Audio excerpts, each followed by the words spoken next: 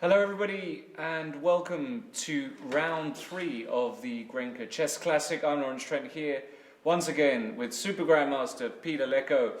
We are approaching the halfway stage of the tournament, Peter, and we have been treated to some absolutely beautiful chess in the first 2 rounds. Yesterday we saw another really amazing day of fighting chess with 3 wins, 3 decisive results, and even the draw, which was the Magnus Carlsen game, was, as you said, maybe the best draw you've seen in the past few years? Yeah, definitely. I mean, that was a terrific game. Unbelievable game. And what actually all of this means is, after 2 rounds, we have a very rare instance of a player leading the tournament by a full point. And that player is none other than women's top player, Hou Yifan, who's winning the tournament by a whole point, and it's a short tournament. So does this mean a lot in your opinion, or do you think there are still too many games for this to be a really critical moment? Well, definitely there are 5 more games to go, and 1 point is a lot, but it can vanish easily. Yeah. I mean, I think today we see an extremely crucial game. Magnus Carlsen is still on 50%, and he's playing the black side, the black pieces against Hou Yifan. It's clear that his intentions are to go for everything. This is what we discussed this yesterday about how he would approach. I was confident that he would go all in on this match to try and win this game, and he's played. He has played the Najdorf, yes, which he hasn't done in my memory for a long time. Yeah, for a long time, but he had been doing it quite regularly when he was working with Gary. I mean, in 2009, 2010, we also had a couple of clashes in the Najdorf. So, basically, I think what makes Magnus unique is that he's able to switch to all kinds of openings, and even if he's not playing them so frequently, he feels them. And it's not just the theory, but he can adjust to any position from round to round. It's very interesting to see how Hou Yifan will react, because as far as I know, she hadn't had too many games with white in the Najdorf lately, and she was varying between different moves, and now she chose a4. Yes. I can't recall her playing a4, but it's one of the most solid ways to meet the Najdorf. Of course, this is the Najdorf variation you can see on your screen, guys at home. 5a6. An opening that is still seen the most popular Sicilian at top level, still. The likes of Giri, the likes of Wojtaszek, the likes Topalov. of Topalov. And of course, GK himself, Garry Kasparov, was the guy who really put this opening on the map years ago and had amazing results with the Najdorf. Did you ever play the white side against Gary? I played a lot of white sides in the Najdorf. We had incredible clashes, starting from 99 already. Yeah, and okay, I always kind of played bishop e3 line, so we had some very sharp English attacks after e6 f3. In 2003 we had played this against Kasparov in Linares. In 2004 he went e5 and knight b3, and then we had this very sharp lines. No, I was playing with f3 always. In fact, I'm not sure if I started with bishop e3 or f3, because at some points knight g4 used to be the main weapon against bishop e3. It's actually also nowadays the main continuation. So if white wants to get the bishop e3 f3 setups, then he can try to play f3 right away. Then black has additional option to go queen b6 here. That was also played a lot of times by Kasparov against Grishchuk. They had many games.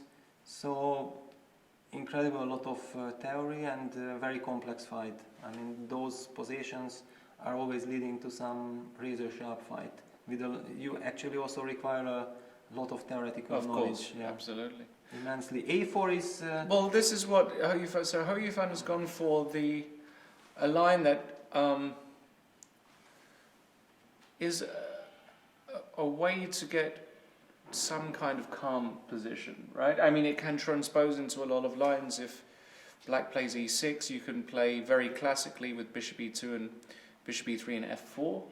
And short castles. And short castles. That's the classical Scheveningen. Does black ever go e5 here? Yes. Yes, basically that's the most Najdorfish move, because right. e6 is considered to be like a Najdorf Scheveningen. Yes. But even, yeah, and Magnus has just gone e5. Yeah, that's the principal way, because usually also 6 bishop e2 is met by e5 lately. I mean, e5 is much more popular than e6. There is nothing wrong with e6, but it's just a fashion. So e5, knight f3, bishop e7, and now maybe Oyufan will put a bishop on c4. Yeah, bishop e7, bishop c4. Actually, it's interesting that Magnus played so quickly bishop e7, because there is another way maybe to play with queen c7, stopping bishop c4, and then white goes bishop g5, and black goes knight bd7. Mm-hmm. This is a completely different type of position. Mm-hmm. So we have a very interesting setup here, and we're going to see how this one develops. But Oyufan clearly just wants to get a position, not get into a really deep theoretical battle with Magnus. But Magnus's intentions are clear. He wants to really unbalance the position as soon as possible and outplay Oyufan. Okay, let's go to another game. Let's go to Fabiano Caruana, they've already played a lot of moves playing against Georg Meyer. Georg, who yesterday had a very disappointing result because he played brilliantly for 20 moves, 25 moves, and then in 7 moves, it just exploded for him. He played a number of errors and he lost the game. Yeah, suddenly he fall very low on time, and the position seemed like it looked like he is the one who is calling the shots, and he just needs to find 1 or 2 more precise moves, and he should be close to winning. I mean, strategically speaking, definitely. But he missed his chance at one point, and suddenly in time trouble, then everything fall apart just within few moves. Really a very unlucky loss, and also very unnecessary loss for him there. And now, as a reward for that, he's getting a black color with Fabiano, who has just won yesterday. So it's an extremely interesting fight. Probably a big theoretical fight. Yeah, we have his favourite Rubinstein variation, which Georg is by far the world's leading player who plays this consistently. Taking the pawn on e4 to get a very solid setup but slightly passive. And I know Fabiano and Georg have played this position. I remember Fabiano beat Georg a few years ago in this event, in the similar variation. And here, well, there are a million moves. c3, bishop d3, bishop e3 as Fabiano played. Yeah, I think bishop e3 is quite rare. Basically, with the intention to surprise your opponent, the idea is clear. White basically wants to go bishop d3, queen e2 and long castle. So bishop e3 is a very ambitious try from white side. And also by playing bishop e3 basically tries to avoid mainstream theory. It's another thing that since Georg is a huge expert, so he has to know all kind of moves which are not popular, and he has definitely done his homework. Yeah. If you are the one who is playing third move d takes e4 and you are going for the Rubinstein French, then you really have to make sure that you know all kinds of setups, because only then you can feel secure. Right. So bishop e3, bishop d6, and as you said, Peter, now bishop d3. Yeah, but let's already settle here for a moment, because this bishop d6 is not a typical move at all. No. Usually the black bishop goes to e7. This already shows that this special position with bishop e3 is something special. Probably the idea of bishop d6 is that in long terms he wants to meet knight e5 with c7, c5. And that's why the bishop needs to be on d6 in order to put pressure on the e5 square. That's what I feel. So the game continues very logically. Bishop d3, bishop d3, castles, and queen e2. Queen e2, yeah. And b6. b6, yeah. That's the main idea. So long castle, bishop b7, king b1. Actually, I think it's very interesting because this position might be already quite fresh.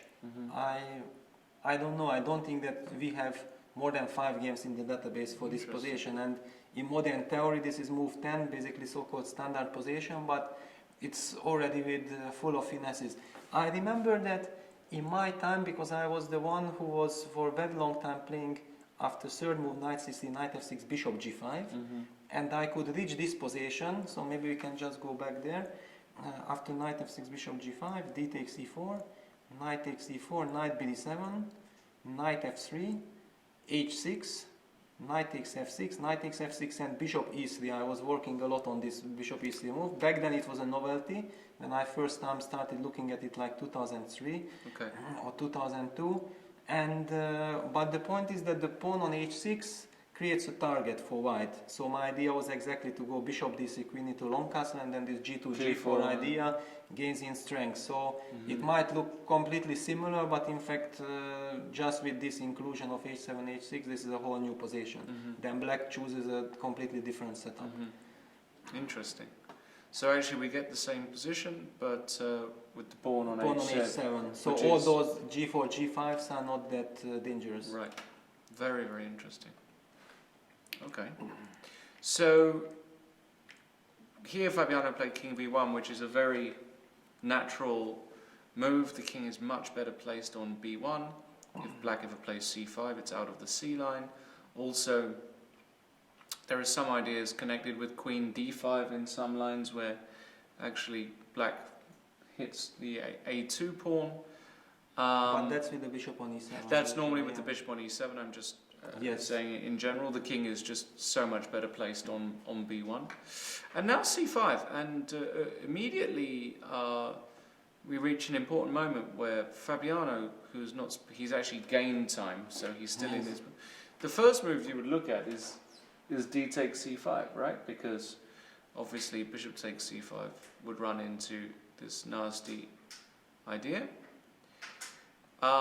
So black would play b takes c5, and you would try and say, well, can I take advantage of this? But it's a double-edged question. It's maybe not easy to take advantage of this. And also black gets the b file. The b file, and now your king is worse on b1. Exactly. I mean, one of the problems black is facing always in these positions that how to create direct counterplay, because white's play basically is quite obvious that white is trying to create some threats on the king side, but where really black gets his play, and usually of course c5 has to be played, and then black is not trying to attack but consolidate in the center, so queen might move to e7 or to c7, exchange on d4 and go rook fd8, and basically in this position every exchange would favor black. So white is trying to maintain as many pieces as possible, because thanks to the pieces he can hope to have the initiative. Once black trades just one piece,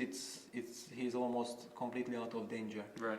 And has zero problem. And if black is out of danger, then thanks to the structure, black has absolutely no problems. So it's kind of, it might look like it's a slightly passive opening, but in fact it has a very solid background, very solid fundament, and basically forces white to prove something, because if you don't prove, then black just will be fine. So it fits perfectly into Georg's strategy. Well, let's look what happened, because some really interesting stuff has happened. So after c5, bishop g5, h6 was played. So immediately here, so immediately here there might be something connected with this bishop is a bit loose on d6 in some lines. I mean, a few moves before I said that probably there are like 5 games in the database. I guess there are no more games for this position. I mean, that's my feeling. It's somehow, I can't recall seeing this one before, and it looks very interesting. I mean, bishop g5 might be a novelty. Okay. By the way. Interesting. But maybe c5 is already a novelty, which was anticipated by Fabiano and his second, Rustam Kasimjanov, who is an incredible big theoretical expert in almost all the openings. They really are, yeah. I worked with them for nearly 2 years and was very pleased to be able to bring Rustam to Fabiano's team. So that made a big difference. Well, here Fabiano dropped back taking here doesn't bring anything because queen takes and black is completely fine. So you have to maintain intention. Bishop h4, rook c8. And now Fabiano. Yeah, rook c8 is a move that I think you only play it if you know that this move is the move. Right. You know, this is very interesting because you are pinned from the h4 d8 diagonal, you are pinned on the d file. So it's very natural, I think, to play something like queen e7, but it might run into g2, g4. So rook c8, I think, has the point that after g4, black can play c4. That's the point. So it's rook c8 protects against g4. And f3 is hanging. So rook c8. So that's why Fabiano. That's why c3 had been played. Because he can drop back here. Exactly. Now bishop e7 and back. Now bishop e7. And now, of course, the first thing that I noticed in this position was, what if I take a pawn? Yes, you can take the pawn, but many times this is what black is hoping for. Sure. I mean, you might go queen c7. I was just wondering whether he would do this. Can he do? No, he surely. No, well, not this way. No, it's not enough. Maybe this way. No, it's not enough. No, it's not enough. Shouldn't be enough. But I mean, what I'm trying to explain, guys at home, is this queen sacrifice. But this is a typical queen sacrifice, but it doesn't feel. I mean, it gives good drawing chances, but probably black will be suffering for the rest of the game to make this draw. Right. And then, okay, the question appears why. Yeah. I mean, you do that if you have no other choice, right. But if you do. So you think he would just play queen c7 here? Well, after d takes c5. Yes. But Fabiano didn't play d takes c5. No, he didn't. Yeah. So and his move bishop g3 basically clearly shows that he wants to take away the c7 square from the queen. Yeah.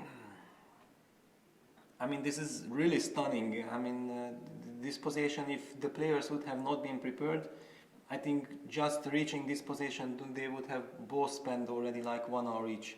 Because all those moves, right. They require so much precision, and you have to understand exactly already before that why you are doing what you are doing. So, brilliant preparation by both players. And it's probably maybe just the starting position of the analysis. Knowing Fabiano like I do, and obviously having seen his work, I can tell you it's unbelievable stuff, how deep he goes into the positions. And well, Georg is now thinking Fabiano has actually gained time, so Fabiano is still well in his preparation. I'm sure he repeated the lines even this morning. Yeah, because this is Georg's problem, that since basically people know that he is most probably going for this position, so he's kind of a target. And that's why he has to be very well prepared. He has also proven here that he knew all this. But for example, this bishop g3 is already a very hidden move, because this bishop g3 is not posing any direct threats. If you are the black player, then you just made sure that this g2, g4 is not a threat.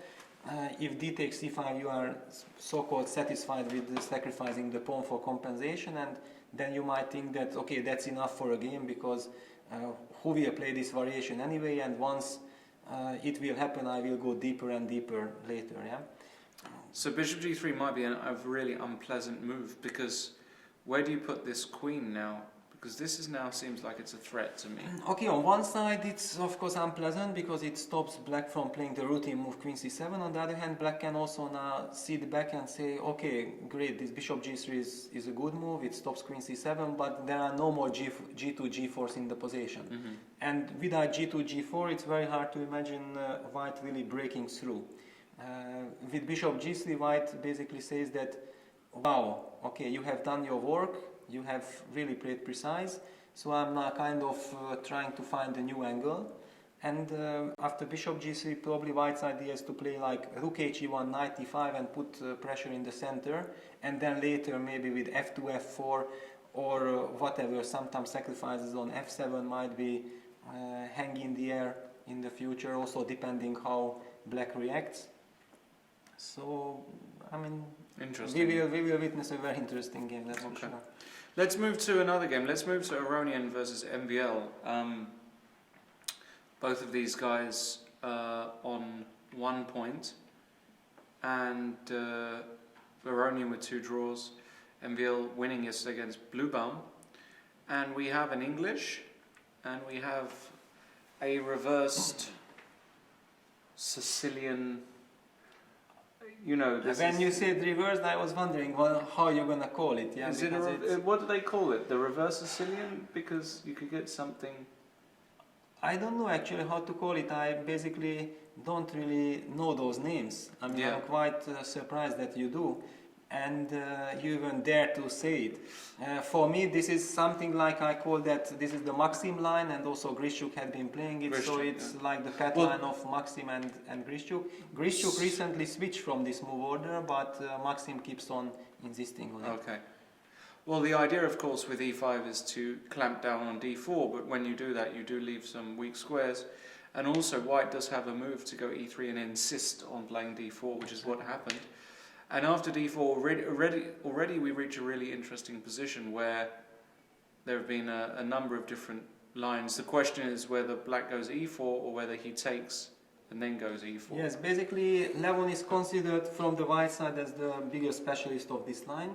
If I recall correctly, in 2011 he has played a match with Grishuk in Kazan, and many of their games actually feature this e5, e4, and then white was playing knight e5, and they had these clashes there in the candidates with very interesting double-edged fights. Back then, I think this whole position was completely new, and almost everything was, all the theory was created by those two players. And then I recall one game Fabi lost to Levon in Vaikanzev, and he took CD, E4, knight e5, and he went for this bishop b4 stuff, the so-called, or bishop d6, maybe bishop d6. Which was considered to be the old line, and then Levon came up with some brilliant new concept and put Fabi in suffering, and managed to win later an important game, I think. Yeah. But today Maxime has gone for another move, e4 directly, and instead of knight e5, which has been seen, I'm sure knight g5 has been seen, I'm sure many moves have been seen, Levon reacts with d5, so...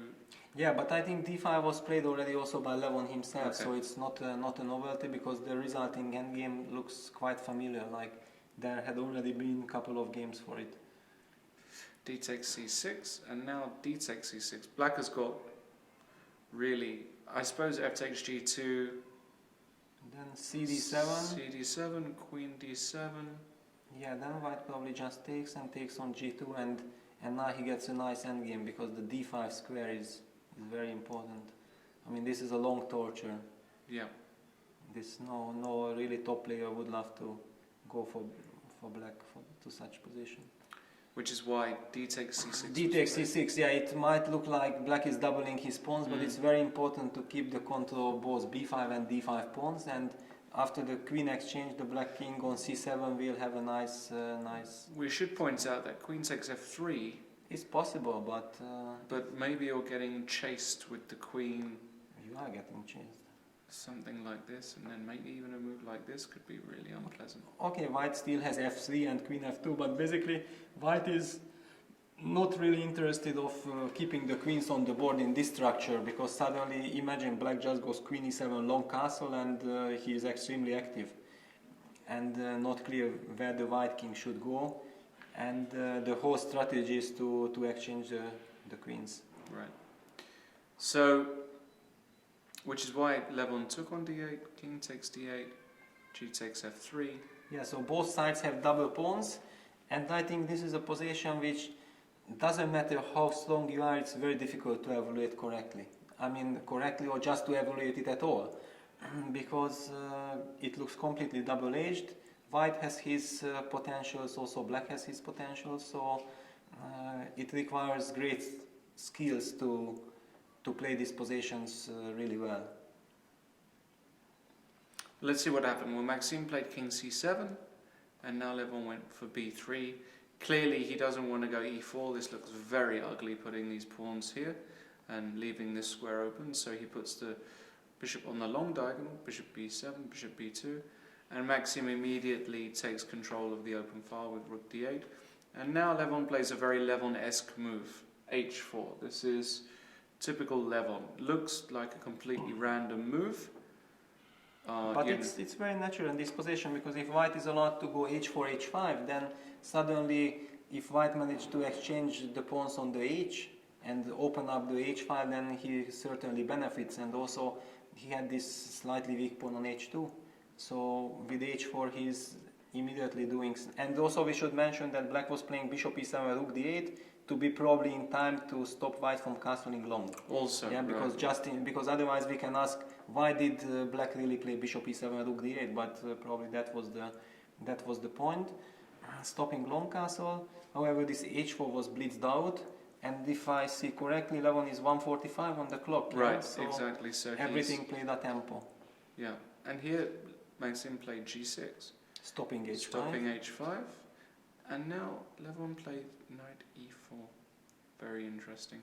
Forcing the exchange. I don't think black can try something like this. No, because then knight g5 can come, and also bishop e5 check. I mean, too many problems appear. You have to take, and then... Now again, h4, h5 is a threat.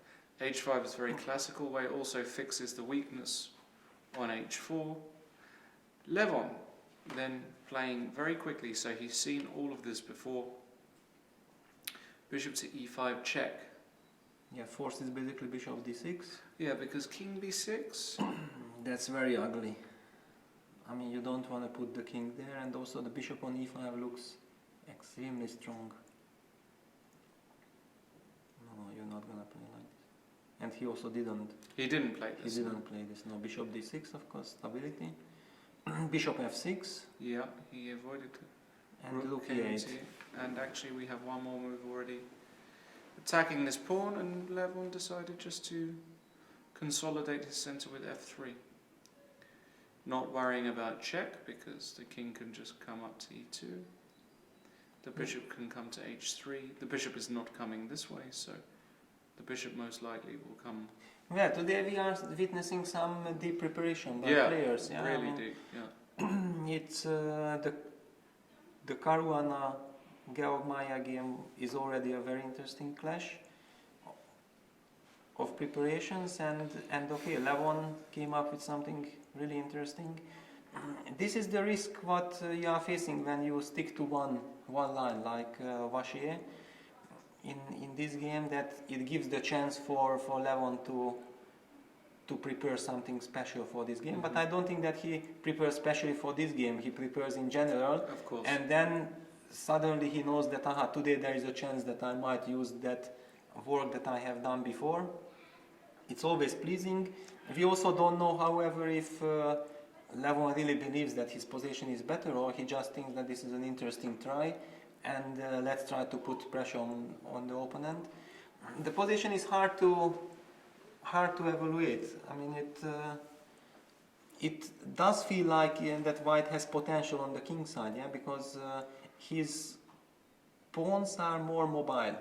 I mean, black's double pawns were extremely useful in order to cover the d5 and b5 squares, to have a very stable structure, but black can't really break on the queen side or make use of his extra pawn there, while white in the long run might prepare some f4 e5 or f4 f5, breaking down black structures.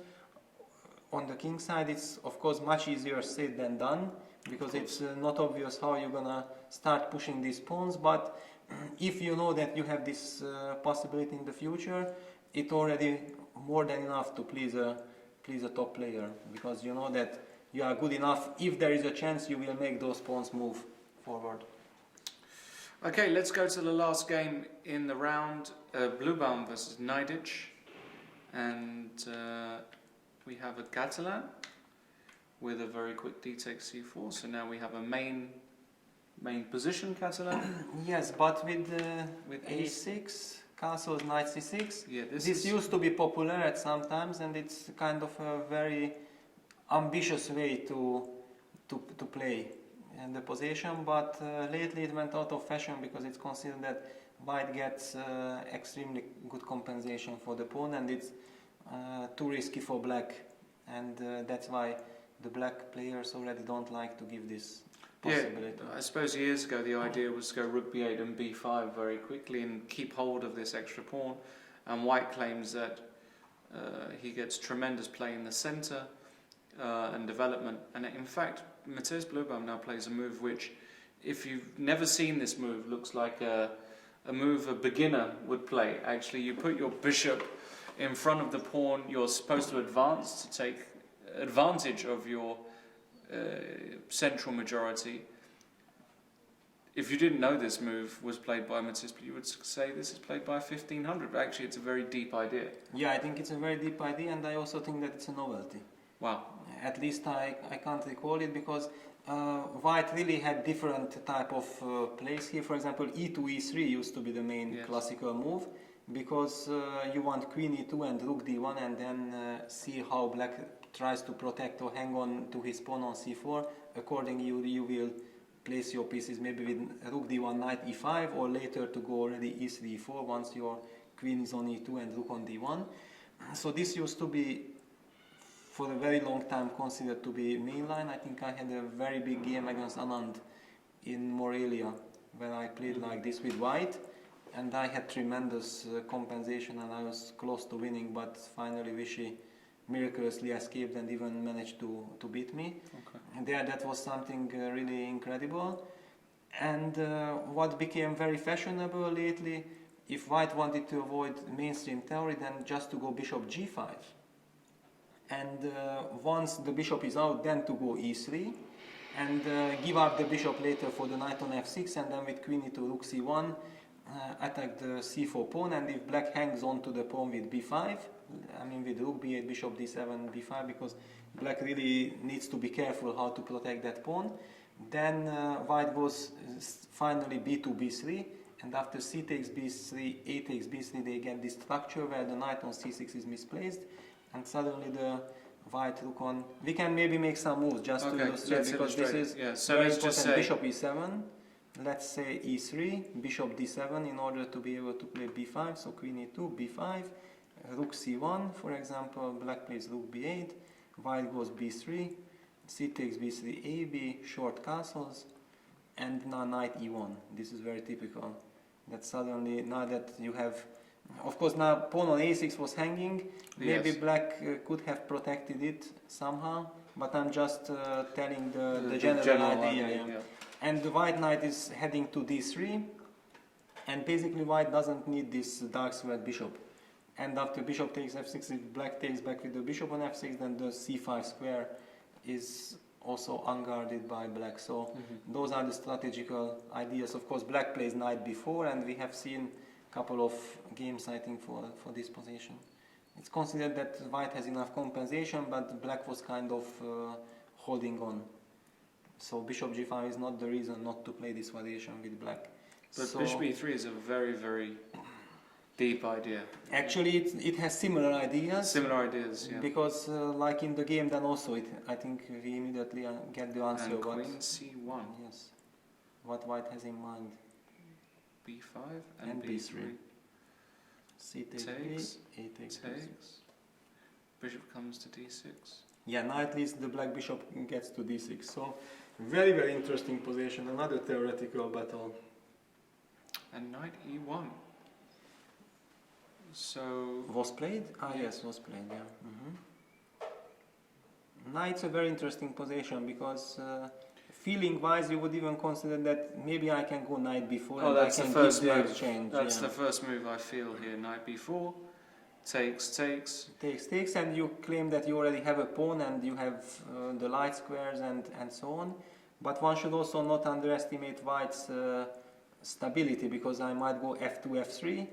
And then I go bishop f2, and then I go e4, and suddenly the position does not look that attractive anymore for black. I mean, where is your so-called counterplay? Maybe after f3 I go h5. Yeah, you have all kinds of ideas. Yeah, but okay, I go bishop f2, also bishop f4. I can go bishop f4. Once you go h5, maybe I will even prefer bishop f4. Just to exchange this, and once I put a pawn on e4, then I will feel myself protected. Very interesting. But black is also not forced to give up the exchange, No, because knight d5 is possible, but it runs into some e2, e4 in the future. No, bishop g5 is, I think, now very critical. And for example, f6, because tempi, and now e4. Knight takes d4. Queen d1 maybe.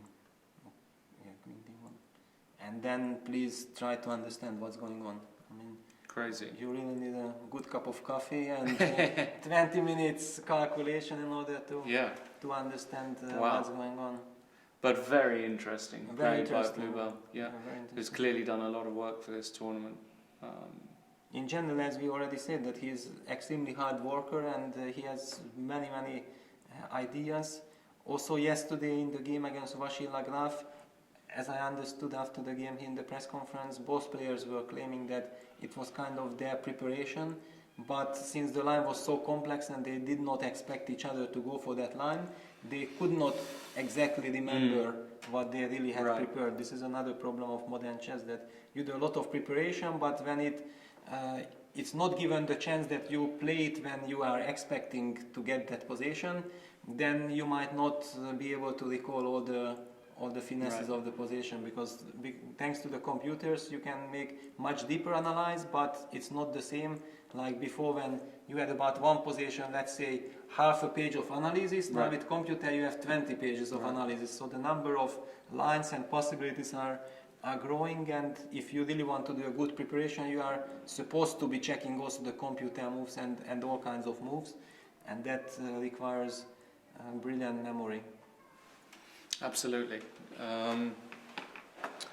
So yeah, we're in for a real treat. We'll see what Arkady, who's now thinking, will do here. Let's go back to Carlsen's game, because we have had moves. After knight f3, bishop e7. You've played also the very standard move, bishop g5. Very happy to exchange on f6 to secure the square for the knight on d5. Bishop e6, taking it voluntarily, knight d5, knight d7. And here... Yeah, that's the idea. White goes bishop c4. White can now go bishop c4. I mean, that was the whole point of trading on f6 immediately, to be able to go knight d5 and bishop c4 before committing the bishop on f1, yeah? Magnus played a very natural move, rook c8. And just defended the bishop. And knight b6. It's all about the d5 square. This is like a Sveshnikov kind of typical Sveshnikov structure.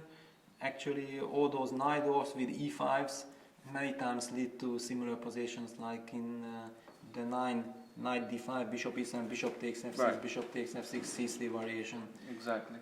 And basically that's why they also say that you don't only have to know the theory, you have to understand and feel the positions behind, because that understanding gives you the chance to understand in different type of positions that how to transform which position into which one.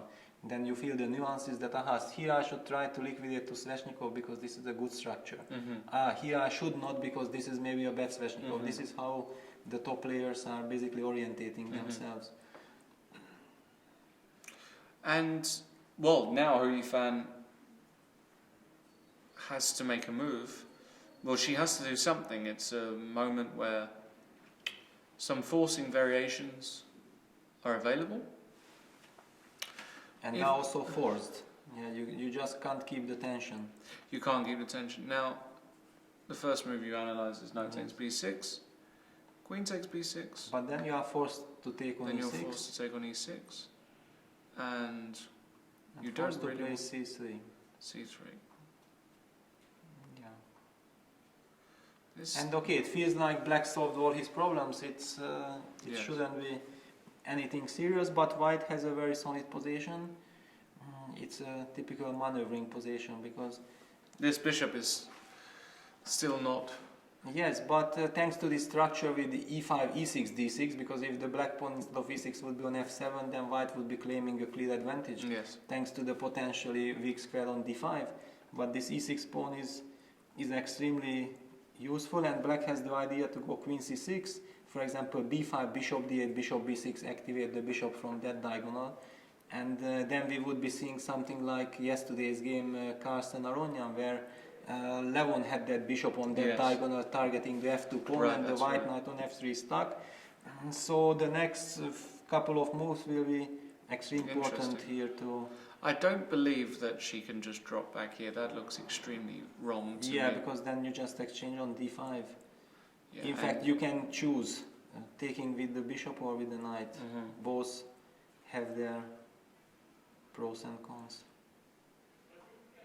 You can, yes, I mean, you can just take, okay, knight d5, and no, this is just not. This is not good. This transformation is bad. It's very bad, yeah. Because black always has f5 and pressure on. And c2. also here maybe some queen a5 check wins immediately. I might even win. Because queen d2, then you take, and you are forced to take with the king, and then rook c5 wins the d5. Right. But I mean, this isn't going to happen anyway. So strategically she's going to take here, and she's going to take. Or on f6. She could take on f6. But taking on f6 is not a move you want to make, because then basically I'm not sure, maybe even take with the queen now, because you will anyway be able to push d6 d5.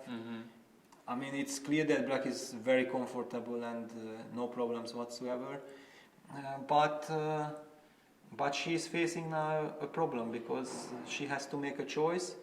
None of them really promise anything, and then okay, maybe she is now also thinking about the tournament situation, then which choice really suits her better in this situation. So, because this one is this one you have knight against the knight, kind of, you might feel that it's easier to judge, but it's really not the way you want to play. Right. You're not the way you want to play. Knight takes b6 looks more principled, but knight f6 played. She played knight f6, yeah. Interesting that she played knight f6. Magnus, of course, will play queen 6 f6. In general, Magnus can be very happy with the outcome of the opening. He has this to play the Najdorf, and he got immediately nice position. On the other hand, the position is getting simplified, so he is probably equalizing easily, but whether he can really hope for more, this we will find out. Is he thinking about g takes f6? Is it so insane? Because it's maybe because of the tournament situation. Yeah. I mean, in any other circumstance, I think queen takes f6 would be played automatically. But because of course the reason I say this is because having this structure is very unbalanced structure, and also there's no real way for white to take advantage with queen h5. Yes, the only problem of this structure is that you will be forced to go f5 or d5 one day, and not clear if after this exchange of pawns then you will still be so happy about your structure. Yeah, and this is a... Yeah, I doubt he's going to go for it, but he hasn't played queen takes f6 immediately, so he is thinking about it. Yeah, he is thinking about it. I mean, it's not a bad move. Yeah. Okay, and very quickly in the Caruana game we've had some moves as well. Bishop g3, cd4 by Georg, knight d4 and rook c5. So very, very interesting concept here. Does he want this rook list? It's very interesting. I mean, okay, probably he wants to have some queen c8. I mean, because the problem was where to put the queen, and sooner or later he was facing a problem, facing a question that what to do. And also the point was that before I mentioned that knight e5 had the idea eventually to take knight takes f7. Once cd knight d4 is included, now white clearly wants to take on e6 at some point. So yeah, and rook h1 was played by Fabiano. Now this looks like a devastating... Yeah, and queen c8 also had been played. But you can't do it immediately? No, you can't. No. Why should you? You can't. But here you can. Now you can, yeah. And now queen c8. But now you can't. Now you can't. Yeah, but now some knight f5s are hanging in the air. Wow. But after knight f5, e takes f5, queen takes e7, then black gets access to the e4 square in general. I mean, maybe g2 is also hanging, rook e8 is possible, but knight e4, it's not something white really wants, because suddenly then the queen on e7 is misplaced, and black gets a lot of activity. So now after queen c8, we will... I mean, very intelligent way. This is rook c5, queen c8. I mean, nice, I like it. Very nice. I mean, very deep, very fine. I like it. I think it's nice. Very nice. I mean, I appreciate such moves really a lot. I just love it because all these small finesses are just... Maybe knight b5 here. Is a critical move, yeah, knight b5 is a critical move. But I wonder...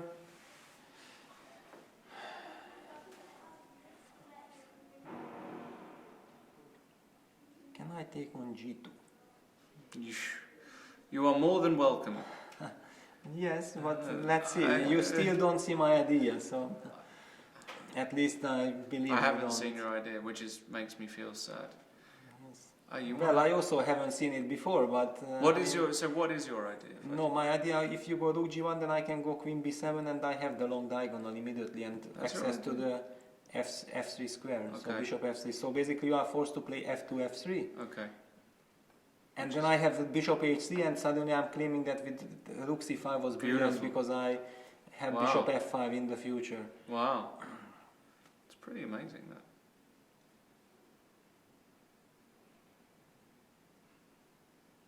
But definitely knight b5 is the move Georg had to make sure. Knight f5, knight takes e6, knight b5. If he covers those three moves, then, and he sees that he survives those moves, there is nothing coming to him immediately, then rook c5, queen c8 is strategically a good idea. Maybe Fabi will just go f3. f3 or f4? Or I mean, both moves are typical in the position, because f4 with the idea f5 breaking down this structure, so it's interesting how black reacts. And also white, now that things changed, might consider to go bishop h4 and start pinning again from that angle with some threat of g4, g5. So all this position, you have to be extremely precise all the time. Yeah, it will be very interesting to see how Fabi will continue, and maybe for the first time Fabi is out of book. Very possible. I mean, definitely. I mean, this cd knight d4, rook c5 followed by queen c8 is already, you don't feel like you need to work on this position because it's already a playable position.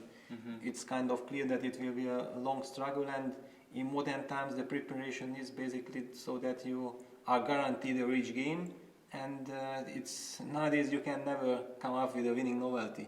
I mean, all your work is to find a playable position. Almost. I mean, I remember Fabiano's game against Hikaru from the London Chess Classic last year. Yeah, but that is just a wonder already. I mean, it's not supposed to happen. You know?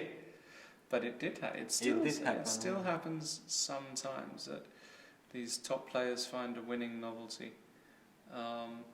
Yeah, but that was a beautiful queen sacrifice, which was completely missed by the engines. Yes. And if Hikaru was not spending time over the board at that position, then it was possible to miss it. And since his knight off is not his main preparation, I mean, he usually, if he wants to be very solid, he plays for the Berlin. Of course. So he might have not invested enough time, because if you show him that position over the board, I'm pretty sure that he would have also immediately said that, what about this queen sacrifice? Oh, absolutely. That's the point. But if you suddenly rely on some analyses that are based on computer lines and you have only seen it on the screen, then it's very, very tricky. Then you can miss such things. We've had a couple of moves in the Iranian game. After f3, Maxime took some time. He's already half an hour down on the clock. Played a5, obviously with the idea of going a4, and Levon decided, you know what? Stop it. I'm just going to stop all of this and play a4. Yeah, now it a little bit reminds me of some Berlin. Of course, it's now completely different endgame because everything is different, but still this exact queenside structure. So some b7, b5 counterplay might be looming in the air somewhere. But it's not so easy, because whether you prepare it with bishop d7 and then try to go b5, or you want to go bishop e6 and then b5. But definitely that's something black has in mind, because otherwise he can't really do that much. Yeah. And just sit and wait while you see that your opponent maybe will play king f2, bishop d3 or e2, and then start mobilizing his pawns. Maybe even bishop g2 to go f4. No, but bishop g2, bishop I need on this diagonal to stop b5. I don't want to move this bishop. Or even if you can play f4? Yeah, even then. I don't feel that will be fast enough. but maybe. I mean, then it's very move pair moves. Yeah. Very move pair move play. But usually I think king f2 is a move that you would love to play, because you remove the king from the e file. And also another idea from black is maybe to exchange the bishops, like bishop e5, bishop takes e5, rook takes e5, and then break with f7, f5, which is a very double-edged break, because then the g6 pawn will be weak, right. and it's not clear if by breaking these double pawns who exactly benefits. Right. It can also backfire. So very interesting strategical endgame. But not easy to play, because it's not again not a standard position. No. You just don't have any experience how to play this position, so you really have to work hard over the board to first calculate the moves, but at the same time also create some plan, then to understand move per move what works, what doesn't. It requires super precision. In the How You Found Magnus Carlsen game, we did get Queen takes f6. He did play it. We did get this and castles. And the first move I thought of was Queen c4. Huh? Why not Queen c4? But Queen e3 maybe. Queen e3 or Queen d2 even, I was thinking. Oh, Queen d2, yeah. With the idea of attacking this. But basically the point is that with Queen c4 you are not forcing me to change queens. Right. I don't think he will go Queen c4 anyway. But since he is spending night time, he clearly considers it, because otherwise castle would be such a natural move to. Yeah, and if black does castle, it's interesting now, because how to deal with this tension here. Does white ever, I mean c3 we've mentioned before, but does the queen ever land on b3 and then knight comes to c4 sometime? Yeah, what moves go through your mind here with white? Well, I mean, first of all, my first thought is that I have nothing out of the opening. That's the first thought, and this is already something as a white player you are not that happy with, because, okay, after all, with white you are supposed to be trying to put pressure on black, so basically it's clear that you have to calm yourself down, say that, okay, yeah, opening didn't exactly go as expected, and I have to now start to think about this position only, get rid of all those thoughts that, yeah, I didn't got anything, because the game continues. And once you clarify those thoughts with yourself, then you start asking these questions that, should I try to go for b3 c4 setup, but does it guarantee it? Because if b3, black can go rook c3 and I might not be able to push c4. So precisely what I was thinking is maybe white needs a move to cover c3, maybe queen. Yeah, but then you allow d6, d5, which you also don't. Okay, maybe you can't, but okay, I can.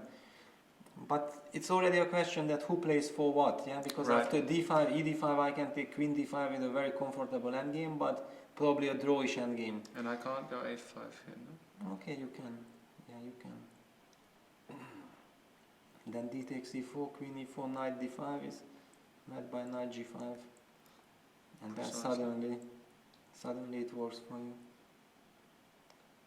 So I mean, queen d3 is the first move, because I also want to play b3 c4, like you said. Yeah, but okay, after queen d3 I can just go rook fd8 with the idea I mean, you cannot stop d5, it's just hanging in the air already.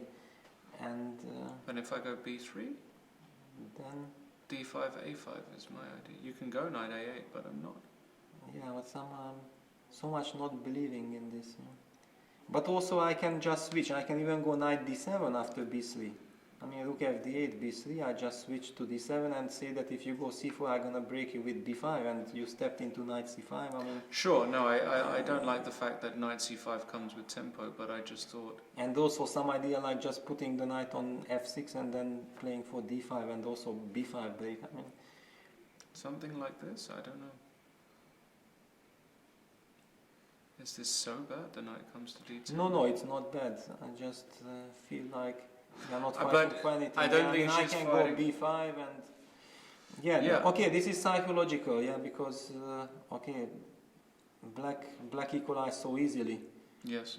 and now he's thinking how to get the maximum out of it, or can he try to...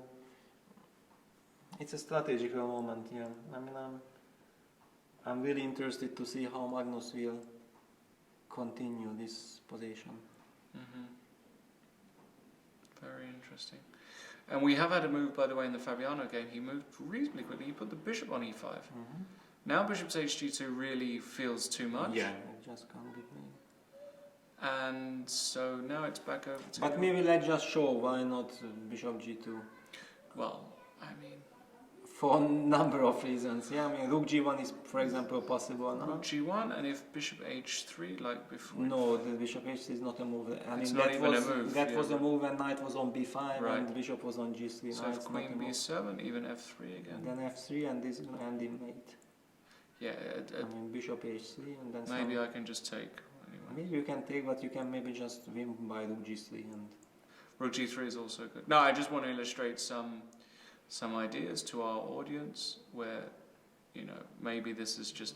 this is just mate. This is just mate anyway. No yeah, but basically okay with black, because that idea with bishop g2, bishop h3 was working because I had access to the f5 square, and I had a super solid position. But after bishop e5, usually in this position white has to make sure that black cannot play a move like bishop e4. But this is very important to mention, because if black would be able to play bishop e4 here, all his problems would be solved. But here bishop takes e4, rook e5, bishop h7, check wins.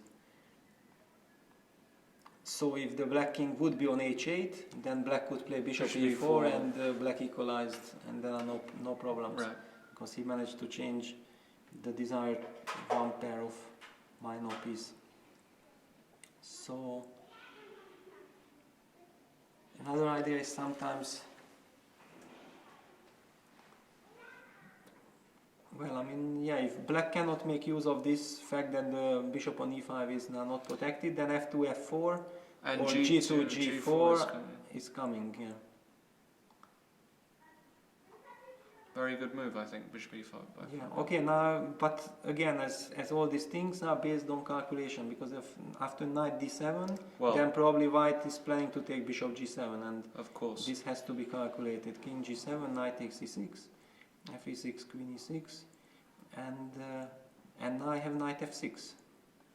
Also I have bishop f6, but knight f6, queen takes e7, rook f7. It doesn't look like mate. No, doesn't look like mate. I mean, all my pieces are solid. Also this move is... And also bishop f6 is possible, yeah, so the direct bishop g7 does not work. Maybe a repetition? Yeah, well, I mean, it could be also that, okay, I just tried, and okay, if you reacted correctly, then I will come up with some other idea. But maybe there is something. I mean, the position is extremely sharp. But feeling-wise, all of black's pieces are in the game. Yeah. I mean, it would be also not logical if white would be able to kill it immediately. Yeah? It's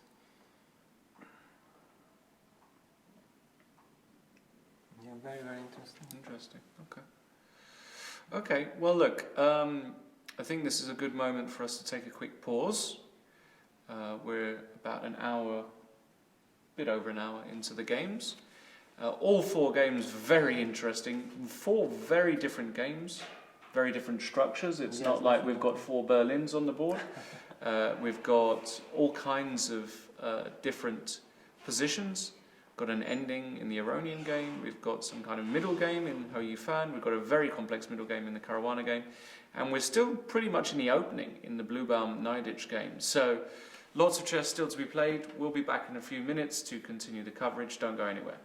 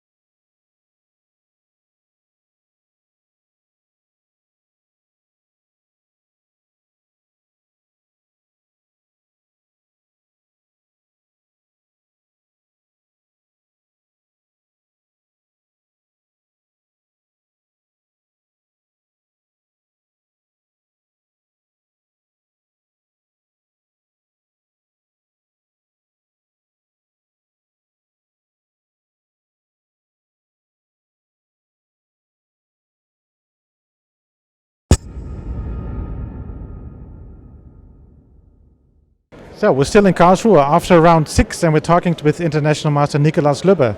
Nicolas, how are you doing so far in this tournament? Yeah, it's a good tournament so far. I drew in the first round, which was not very good. But I managed to win 4 rounds. Last round against Rainer Buhmann, which was a great success. And now I drew against Kutsuov with a move repetition. After 15 moves, slightly better position. But yeah, it's fine, really. But it's not too bad when you play at 9 o'clock, have a move repetition after 15 moves to get some rest again? Yeah, that's nice, but I mean, I had the white pieces, so with white you should try to win, even against so strong players, because with black it's much harder. Do you have a certain goal here for this tournament? To reach Grandmaster norm or whatever? Yeah, that's my goal. I want to reach my Grandmaster norms. I'm already rated 2,500 and now I want the title, of course, yeah. What are you? You're really a professional chess player, and what are you doing when you're not playing chess? No, I'm not a professional chess player. I mean, when I play, I try to play professional, but I study law, and chess is just my biggest hobby. And your wife is also playing here in the tournament.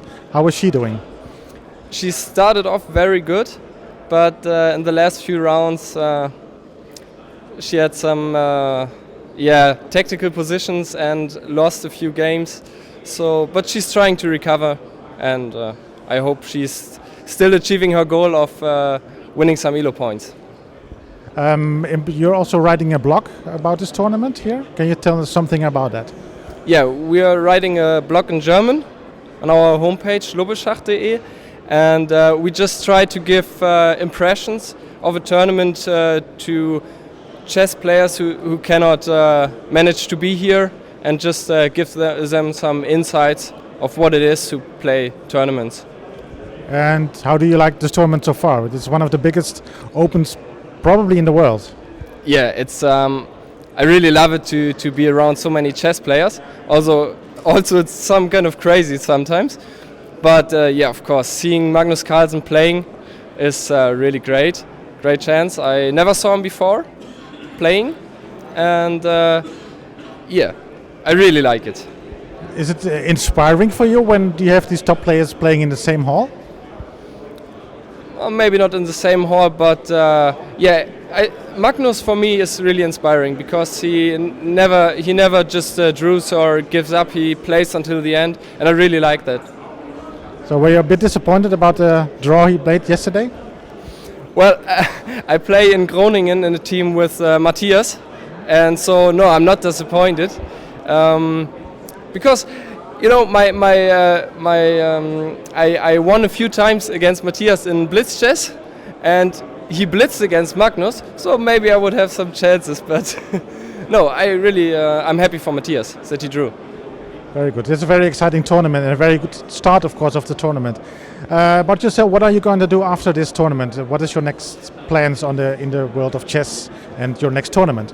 My next tournament will be the Greek League and another Grandmaster tournament in Lüneburg. Yeah. So we wish you all the best of luck here in Karlsruhe and also with your other tournaments. Yes, thank you very much.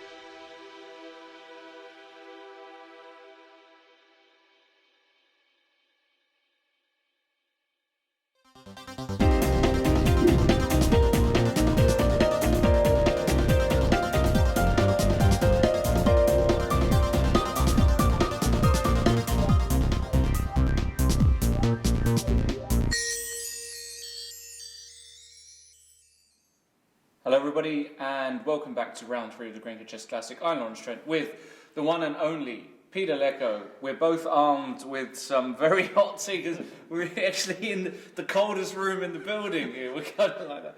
But the chess is going to warm us up. 4 games still going on. We haven't really had any moves since we went on break. Well, we had one move in the Karlsruhe game. We can see Magnus now thinking. Ho Yifan played the very natural move, rook fd1. Yes. And we have a position where clearly, as you mentioned, white's got nothing from this opening, but also black, it's not like he's got some real serious counterplay or something to really attack. White's position is still very solid, yeah. It's very, very solid, and basically, okay, by playing the knight dwarf, I think Magnus was hoping to create a much bigger mess. Yeah. And Ho Yifan chose to play a4 and then go for these direct exchanges with bishop g5 and bishop takes f6, then followed by knight d5, bishop c4, because everything was basically logical. And Magnus, I think, used this very precise move order with quick knight d7 and rook c8 before castling, because it would be very natural to castle first. But if you castle first, then probably white would be able to stabilize the center in the same way like bishop c4 and then queen e2 castles rook fd1, and then maybe black would not be able to, maybe black can still do the same, but it felt very precise to force the sequences immediately. With this then solving all the problems, but now the next step comes. Okay, you have 0 problems, but also where are your winning chances? Right. White has super safe position, no weaknesses, and it's not easy now for Magnus to decide in this psychological situation, yeah, because otherwise if he would not be in the pressure to win this game because he's 1 point behind of Ho Yifan, then he would just feel comfortable in this position. Right. But knowing the tournament situation, it's not a dream scenario for Magnus. Yes, I agree. So he can try and reroute the knight. Makes some sense. He can obviously try and double on the c file, but sometimes that just is met by c3 and the rooks are misplaced potentially on the c file. Yeah, I mean usually also some rook c6, rook f8 is typical, but if white is in time to meet it with b3, c4, then those rooks might look silly on the c file also. And in fact he's just played rook c6. Yeah, I mean it's the most natural move. And maybe, but I keep on forgetting, somehow I always want to go d5 next, for example b3, d5. And I started calculating that e d5, knight d5, and I can sacrifice the pawn on e5 because I have some c3 square and things like this. But then I realized that you will hit me with a5 immediately anyway. Yeah, so I can hit you with yeah. b3, d5, a5 is a problem. Yeah, actually that's probably winning. Takes, and then if knight here is yeah, a this problem. knight g5 is... That's a big problem. So Ho Yifan probably... See, maybe Magnus's idea is that if you go b3, does he want to go rook c3 and take advantage of this? Yes, but it runs into queen d2, double attack. Yes. And then yeah, something like this is and not... white might be just better. Yeah, I mean, so far, maybe if somebody was listening and was thinking that, what are we talking about? Yeah, black is very comfortable, but all the lines that we have so far suggested have resulted in some disaster for black. Yeah. Exactly, that's the problem black is facing, that if he he's pushes trying too much, yeah, or tries to break immediately, then exactly because of the reason that white has no weaknesses and everything is kind of ready. White problem is that if the white knight instead of f3 would be on e3, then white would be claiming advantage, because then white has a very nice grip on the d5 square. But since the knight on f3 is very far away of transferring it to the ideal square e3, that's why basically white doesn't have the right to claim anything, but the knight on f3 stops all kinds of d5s. Right. But if white suddenly tries to, okay, let's try to put this knight via, for example, h3, knight h2, knight f1 or knight d2. Okay, knight d2 is not possible because the c2 pawn is hanging. Another idea is knight e1, c3, knight c2, knight e3, or cc91, knight c2, knight b4, but then black would always break immediately with d6, d5 whenever the knight leaves the f3 square. So these are the problems. Okay, b3 looks very natural. b3 looks very natural, and then maybe Magnus just wants to go knight d7 back because he already secured his d6 pawn, and the black knight would be very comfortable on f6 because then still always d6, d5 is hanging in the air. You put pressure on the e4 pawn. You keep eventual b7, b5s also in the air. I think this is the idea. This is the normal way to play. And then whenever d6, d5 comes, I will never blunder a5 anymore. Yeah. Right. Maybe here White can just consider doubling on the d file, protecting c2, putting pressure on d6. Yeah, but you can't really put any pressure on d6 because I'm putting a pressure on e4 myself, and the rook on c6 and queen on e6 are so nicely centralized that it makes impossible to put any pressure. The problem is that also, okay, once black got knight to f6 and you push, for example, c4, then because now you don't need to push c4 while the knight is on d7, you can make rook d2 or h3. Those are both useful moves. And okay, knight goes to f6, and then you go rook d2 or c4, yeah, and you have a very solid position. It's very difficult to win this position with black, isn't it? I mean, yes. I mean, you only have this b7, b5 break or f7, f5 break. F7, f5 break is not really desirable in this position. B7, b5 break is the standard break in all these Marozzi hedgehog structures, but those b5s here will most probably lead to some massive exchanges. Even a5. Yeah, I don't feel like Oyifan is. I don't feel like she's gonna lose today. Actually, I feel. Okay, but on the other hand, we know Magnus. I mean, basically, all he needs is to keep a position where he might not have objective or any advantage, but it's a playable position and can keep on playing.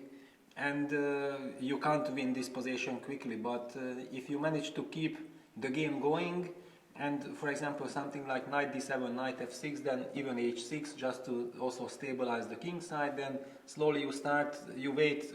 White also has to make up the mind, that should I play b3, c4 or should I play with c3?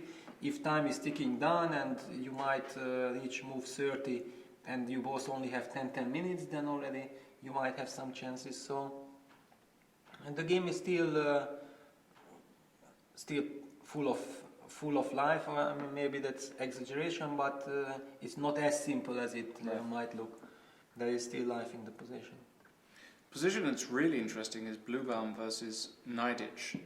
We last saw it after knight d5 on move 11, and now Bluebaum just said, okay, I'm going to get my pieces out, knight c3, challenging this knight in the center. So knight cb4, black has to... Yeah, because if you take here... That's not what you want, because it's a very similar idea like white goes bishop g5 takes on f6. Now you came knight d5 to take the bishop, because actually this bishop white doesn't even do this. No, I take with the queen. So I take with the queen and then go knight d3, knight e4 and knight c5. And once the knight gets to c5, then black's queenside structure collapses, and also this bishop on d7 and knight c6 construction starts to be extremely loose. Right. So with black you really need to keep this diagonal closed. So that's why after knight c3, knight cb4 is so natural. Well, he took on d5 and now took back with the pawn, yeah. Because if you take with the knight, then now the bishop moves to d2. All kinds of e4s and coming. e4s are coming, so you really have to lose another tempo because... So ed5 makes a lot of sense, but bishop d2 anyway, threatening to win the pawn back, and c6. And he just took on b4. And claims that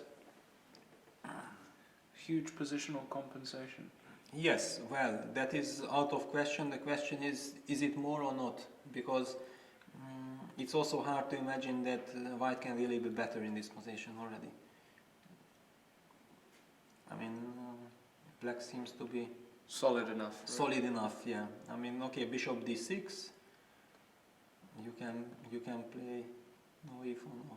I mean, you need to keep the position close. You have knight c5 or b4. I mean, any of this. b4 looks natural.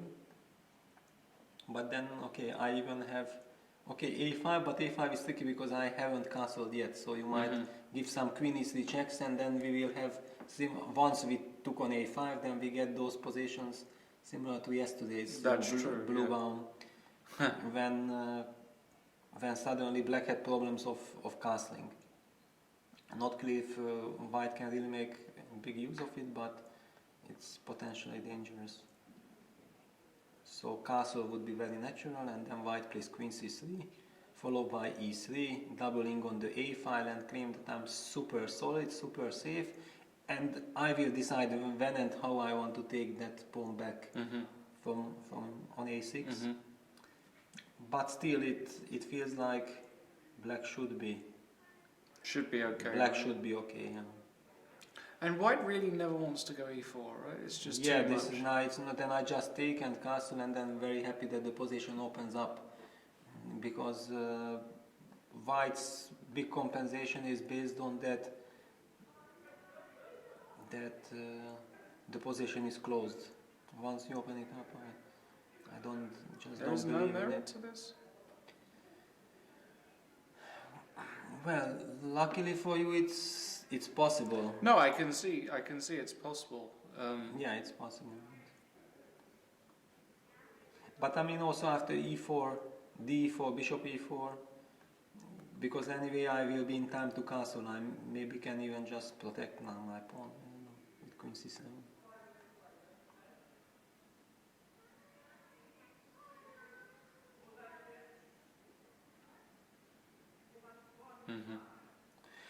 Yeah. Okay, again, you have good compensation, but it's not clear if you really want to open it so quickly. Some knight c5. Yeah.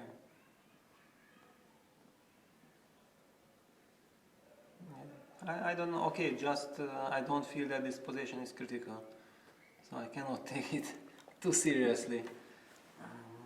To be honest, we will see how it will continue, because this is not method of choice. It's clear that also with e4, with b4, white has enough compensation. Yeah. If how he wants to proceed, it's another question. Interesting. Somehow e4 feels like the... Okay, you are an e4 player, so you want to open up the position. It's very natural. And just in all those positions, it's also very typical to break. Also, just because I am within one tempo of causing... Yeah, and it's typical also. Yes, no, it's clear. But maybe we should move to the Aronian-Vachier game, because there had been really a lot of developments. So we last saw it after a5, a4. This was the last time we saw it. And Maxime bishop E7. played bishop e7. He wants to challenge his bishop, but Levon wants to keep it. Yeah, this is very interesting question. Yeah, that if you ask me, so please tell me who benefits if they exchange the bishop. I have no idea. I just have no idea. So, but it's more about a feeling. Yeah, you just feel like your opponent wants to trade the bishops. Then okay, I will keep it. Yeah, as long as possible. And okay, the bishop on c3 is of course a beautiful piece. And it covers some queenside squares. Yeah, if for example the b file gets open, then the c3 bishop really protects the b4 and the b2 empty squares from the opponent's rook. This is probably one key moment. Right. Well, bishop e6 was played with, and now after castle's queenside, so white managed to get this castle's long. Oh, black played b6. First b6. I wanted to say also he went b5. I thought he went b5 immediately. Yeah, but no, it's... He went b6, bishop e2, rook e d8, rook dg1. Yeah, because white has to keep the rooks on the board. Because otherwise of this his pawn on pawn, h4 becomes weakness. Like this, the pawn on h4 can be an asset in the future. If you manage to break with f4, f5, you exchange the f and e pawn for the g, and then you take the h5 pawn, and then this H passer might prove really handy in the long run. So rook dg1 is strategically absolutely correct. And now black doesn't want to wait anymore. Here is the right moment to break with b5. But white does not have to react. Exactly. This is very important. Yeah. Also in the Berlin we see this a lot, where white just says, okay, you played b5, but I'm not going to change anything. I just go King make a c2. move. King c2, yeah. And now if black would, for example, release the tension, then suddenly the a5 pawn would be extremely weak, even weaker than the h4 pawn, because the rook on a8 has to guard it, so that's why... That's why Maxime actually played b4. b4, yeah. So But this so is... any kind of activity on the queen side is logged No, it's down. not, yeah. So white is essentially playing with an extra pawn on the king side, but black claims that because this is so weak, it's very difficult. And also maybe black had a little idea that, let's say white played a move. Okay, he gave check because it's a tempo. Yeah, exactly. I'm just saying that in principle, Yes. if this... Then you want to double then and you want force the rook exchanges. Precisely, yeah. Yeah. And then this guy is weak, so I understand what he's doing, but of course Levon gave a check and Maxime moved his king out the way to b7. And he still wants to go rook d7, rook a d8. Exactly. And So now we will see, because Levon is of course a master of all these positions, and we have also seen that he's playing quite quickly, he's trying to put pressure on Maxime. I also hardly recall any game where Maxime, who also likes to play quite fast, was behind on the clock almost 14 minutes. Very interesting. It shows that Levon is the one who is playing with more confidence in this position, but Maxime wants to make sure that he is playing good, and if he will play good, then he will maybe force Levon to think at some point. Is an idea to go here? Yes, it is. Yeah. Well, okay, I will continue rook d7, I don't have any other. But, okay, immediately to put the bishop on e1. I just want to go f4, I want to organize f4. No, what I'm claiming is that if you really wanted to put bishop on e1, then after b4 you could have done it immediately. Yes, also. Yes, this is true. So Yes, probably it's not the main idea of Levon at the moment. No. But if he doesn't find any other, he might. This is normally those type of position where you don't exactly know what should you do, and you can change your mind during the game. Since nothing really happens, yeah, there is no punishment coming. But I mean, since rook d7, rook d8 comes so fast, I don't believe that white can hope for some quick f4, f5. In this case, then maybe it's an idea to go with bishop to g3 and then start exchanging the rooks. And once the bishop guards the h4, I still have this f4, f5 idea. And if I eliminated all the rooks, then f4, f5 and the passer on the h5 could be really... I'm also not forced to exchange immediately. No, sure. I'm just saying in principle, a position like this. Yeah, some king c8 would be natural. Then f4, king d7, and okay, now f5 is still not yet possible, so I should go king d2. And you are facing a question that how would you react in this position, because now I want f4, f5. Right. And you don't want to play f5 because then I just take and go bishop f3 and then start to push the other e-pawn, and then it's clearly Torture. very good winning chances, yeah. Because it is a pawn. It's essentially a pawn here. So these are the kinds of positions that Levon is thinking about. It feels like he's playing for two results today. Exactly. Now, you know, it feels like Maxime. I don't see him ever winning this position. No, definitely. I mean, black has 0 winning chances, but this is a typical position when, for example, Maxime would at the end make an easy draw. Then people could criticize Levon's strategy. Why did you go for this position? Right. Because after all, it was not enough to win. Right. But if Levon managed to put the pressure and he is maybe winning or not winning, but putting Maxime to a very tough defense, then one can ask Maxime that why did you go for this position? Precisely, So and basically it's and you never know before the game that how how this will end. Yeah, so this might be the strategy there, to put bishop on g3 and then start pushing Very f4 and then yeah. change the rooks. Very interesting. Okay, we'll see what happens there. Let's go back to Fabiano's game, because we last started after bishop e5 and Georgmeier did go knight d7. And now we see Fabiano's idea actually is to drop the bishop to f4, and then after knight f6 he's not going to repeat with bishop e5, but now the bishop is better placed somehow on... But you see all these finesses, yeah, the bishop started from e3, then went to g5, h4, g3 to e5, then now back to this diagonal. Exactly. I mean, just depending on the situation. Actually, during the break I had quickly a thought that after bishop e5, knight d7, was f2, f4 an idea or not? Definitely both players considered it seriously, with the idea that I want to remove my bishop to c2 and then with queen d3 pose problems on this diagonal. But f4 is also a very committal decision, because if this plan will not work, then you don't want to depart from your bishop so easily.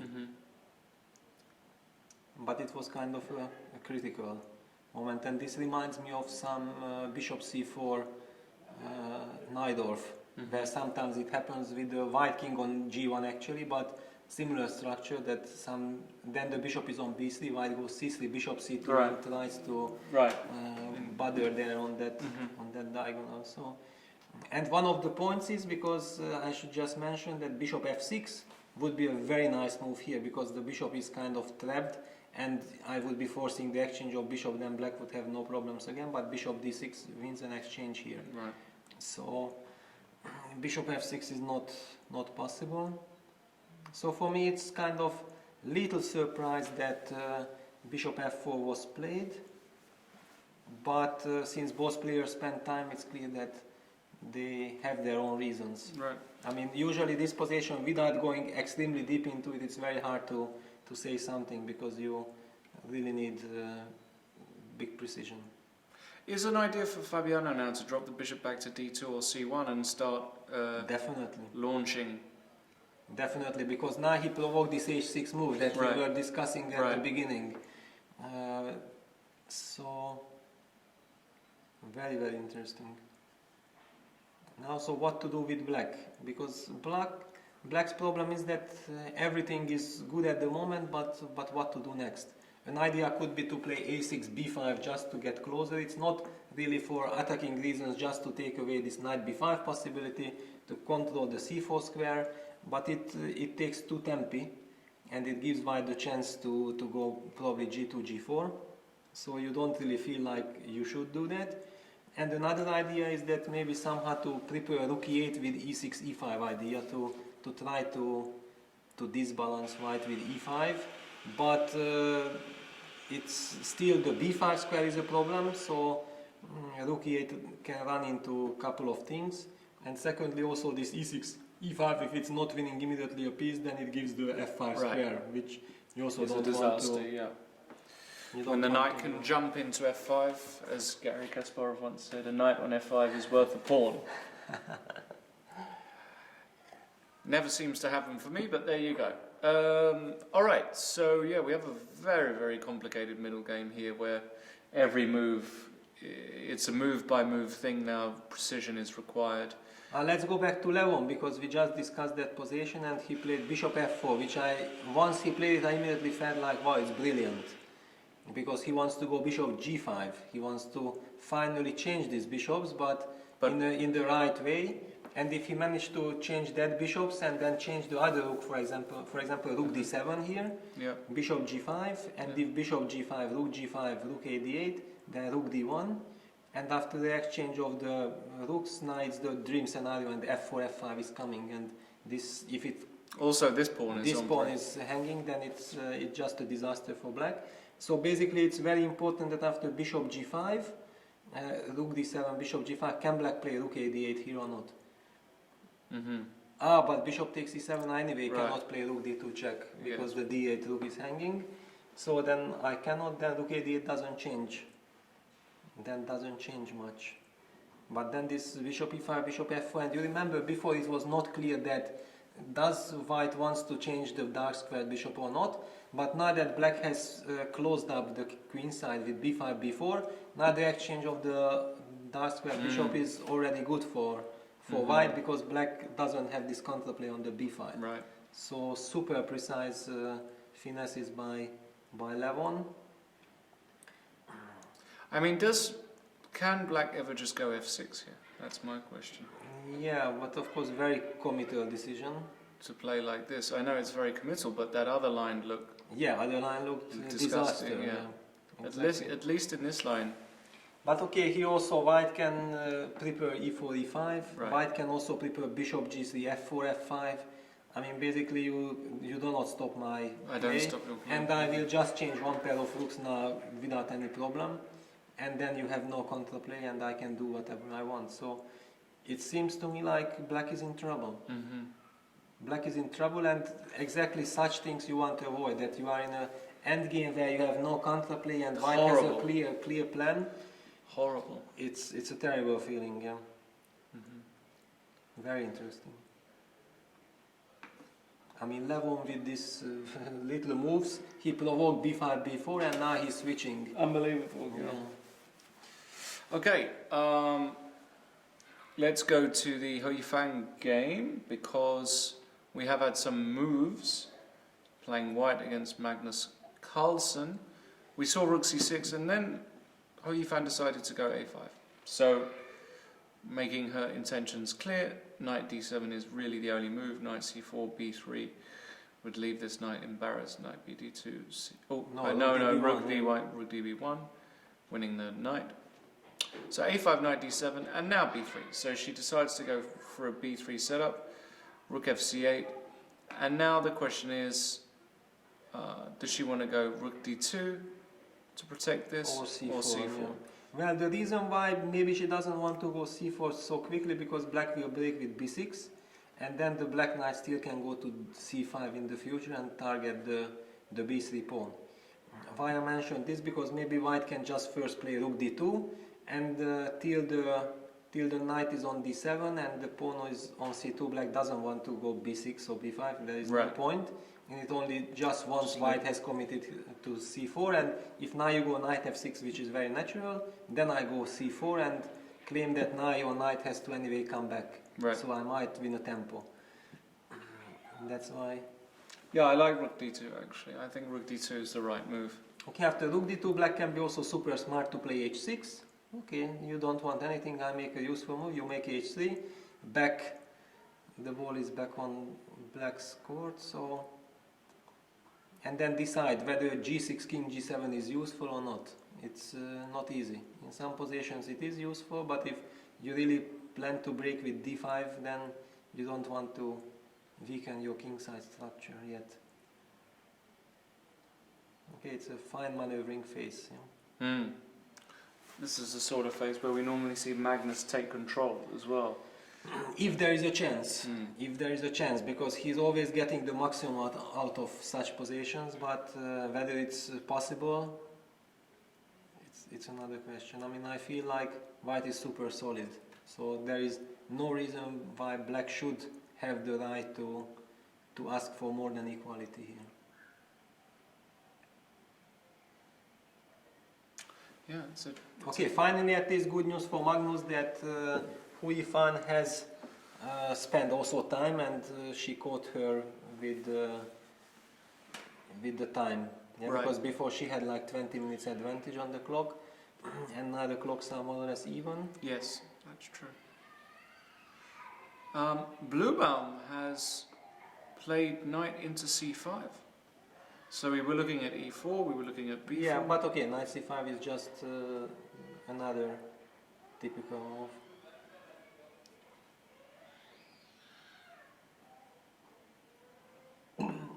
Yes. Okay, the question is now if black castles, what is happening? Because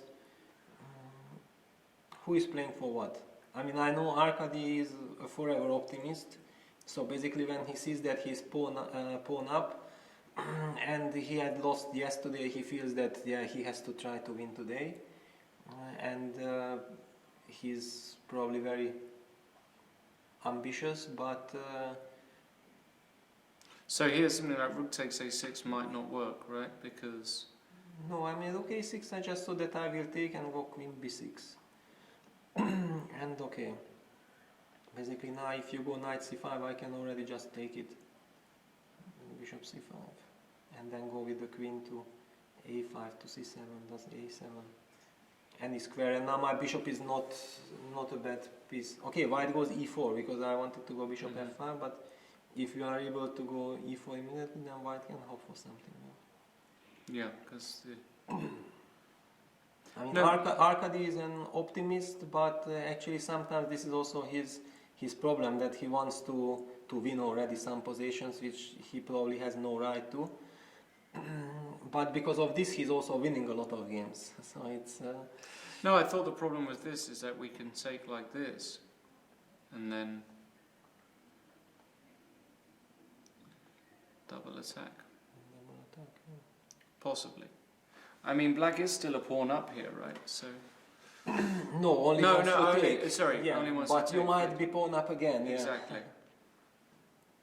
Okay, here e4 probably just draws. Yeah. I mean, it's a typical scenario. No, it's not a draw yet, because after d, bishop e4, queen b3, bishop h7, there is this trick. Bishop h7. One has to pay attention to, but even this is not clear because of the light squares. So king takes h7, queen f8, for example, or bishop h3 or queen f3, and it looks like a marshal. Looks like mate. Yeah.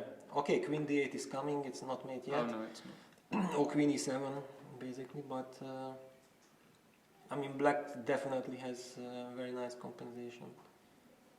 Feels like it'll be a draw here. So. Yeah, I mean, okay, queen h4, queen f4, and yeah, king g6 is good, and it should be good. I mean, it should be draw. After all. But all kinds of hidden tactics. Yes. Yeah. Another question is that can black play bishop c8 or not? Wow. I mean, just to that's so passive. To protect. First of all, I think knight takes a6 might work anyway. Anyway, yeah. So it's not clear if that protects the pawn. But it's still a move you kind of consider, and you are hoping that maybe it. Nah, he's not gonna. No, he will not blunder knight takes a6. No. That's for sure. But what to play? Okay, a6, a5 is another option, just to hang on to the pawn, but really asking for it because castle is not yet played. But a5 is an alternative, yeah? If I really want to hang on to the pawn. But now e4. Now e4, okay, d4. Reacts to a flank move with a. Yes, breaking in the center, yeah. And now castles run into knight d7 and bishop takes e6, winning the exchange. And the game. Yes, so here after e5, e4 does look very strong. Indeed, because I cannot. I mean, castles ed is just probably better for white, so it's not something black is dreaming of. And then there is a move bishop takes c5, which we haven't discussed yet. Then queen takes c5 stops castles for the moment, and after queen e7. But this looks very natural, because queen b6 would be also logical, and then I just castle. If you take, then e2 is hanging. So you should probably play e3.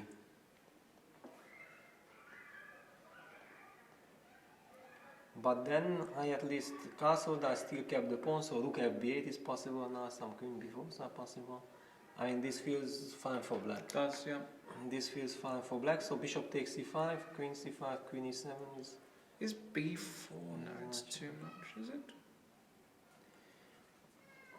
Okay, but... or it even takes rook a5? Yeah, but this can only be better for black.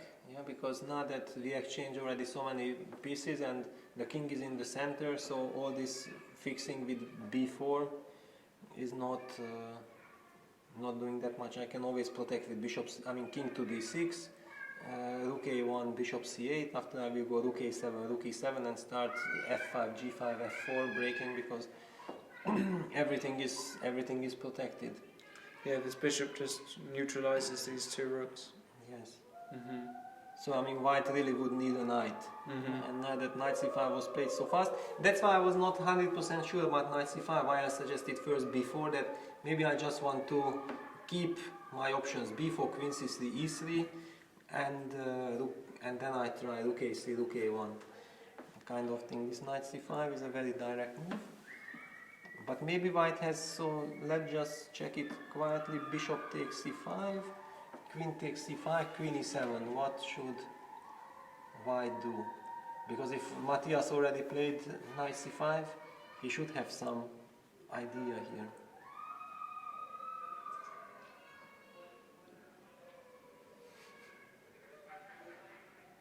We've got, if you're hearing that, guys, on the stream, which you might be, who's got some loud school children outside playing, so if you're hearing various high-pitched screams, it's not the producer. He's fine, sitting there with his cappuccino and dark chocolate and whatever modern dads do. So yeah, very not obvious at all. Yeah, not obvious at all what is happening. I mean, we will have to wait and see how the game progresses. Hoivan did play rook d2, which I like, and we're going to see some manoeuvring here, but more importantly, Levon, after rook d7, played the move e5. He played the move e5, yeah. Which was not a move we suggested. But okay, I mean, things remain the same, yeah? Things remain the same. Now he wants to have, I mean, anyway, after bishop f8 he went rook d1, yeah, so his plan is to exchange one pair of rooks. Which I think he does by force. Yeah, I mean, okay, black cannot Rook e7. avoid the exchange. The question is only in which way he wants to exchange. And yeah, now bishop goes to g5 and then e4, f4. I mean, this looks huge for white. So black has to be in time to put the bishop on g7 to stop bishop g5, so that at least the white so bishop... maybe bishop g7 now. Yeah, maybe bishop g7 now. But okay, white anyway has this bishop g3, e4, f4, so it's not completely necessary that you get the bishop to g5. That's just a dream scenario, but even bishop g3 looks good enough. Yeah, very sad position for black. I mean, yeah, really sad position. But still, just realized that maybe after, yeah, but how to do it? I was wondering if bishop g7, bishop g3, there is suddenly bishop h6 attacking the e3 pawn, and if you go f4, then I might have bishop f5 check. Maybe that makes some sense. Just to harass. Of course, white is not forced to do any of it, because instead of f4 I can first take on d7 with check, bishop d7, I go rook d1 with tempo, and you have to decide where you go, bishop e6, then I go f4, and if you go bishop f5 check, I go bishop d3, so it's not something that you really want, and this endgame can also be just lost. I mean, that's the problem for black, that's if something really goes bad, if white really managed to have a breakthrough, then, it's just over. Then it can be over, yeah. Basically, pawn on c5 is weak, pawn on a5 is weak, and the king side can be broken up by some f4, f5 break. Looking good for looks very good for Levon. So many different plans, and Maxime is the one who has to react to the plans. Yes. He's not the guy who we also see on the time management. Yeah, he's down to 30 minutes on the clock. Levon still with 120. He's feeling very comfortable, because also all these moves for white come very naturally. Yeah, I mean, you are a good player. You know exactly how to improve such position if you are given the chance. And it's not clear if black can really do that much. Another idea would be maybe to try to target this e5 pawn with rook e8, but I'm quite skeptical. I don't know, maybe you can also go bishop g5. I mean, in this case. Yeah, because if you get this configuration with the bishop here, you really... Yes, but here now maybe you can go, for example, rook d1, and after rook takes d1, bishop f5 check, and e4 can be met by rook takes e5. Maybe, I mean, one has to watch out for this, not carried away that I have all those plans and then miss some tactics.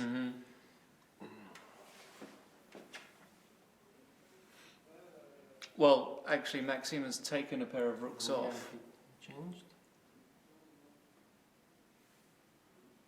He looks quite relaxed, Maxime. Do you think he realizes how much danger he's in, or do you think he's just putting a big poker face here? I don't think that he's relaxed.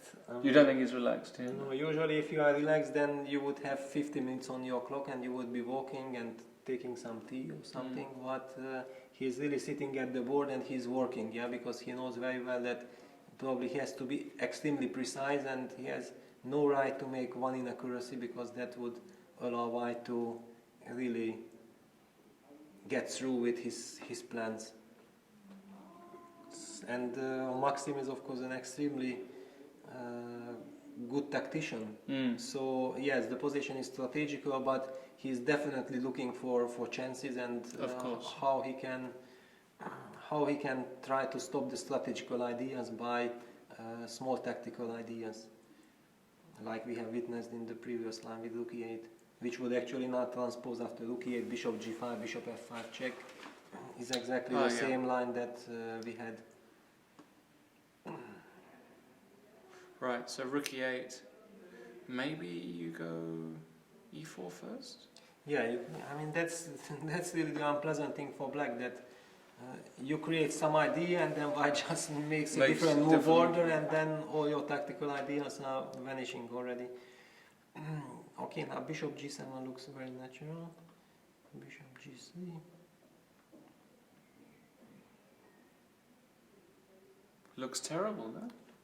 Looks very unpleasant. I mean, maybe it's not that bad, but simply the fact that you feel like you can't just sit and wait, because then White will most probably have the possibility to improve his position further and further. So you feel obliged to create something, but by playing any move, you might actually ease your opponent's job, yeah? Because every nervous break like f7, f6 might in fact help White. Really interesting. Okay, we'll see what happens there. Remember, forgot to say this at the start of the show, to everybody watching, send us your tweets and comments. Hashtag GRENKE chess. We did have a few very good questions actually yesterday, and please take this opportunity to ask Grandmaster Peter Leko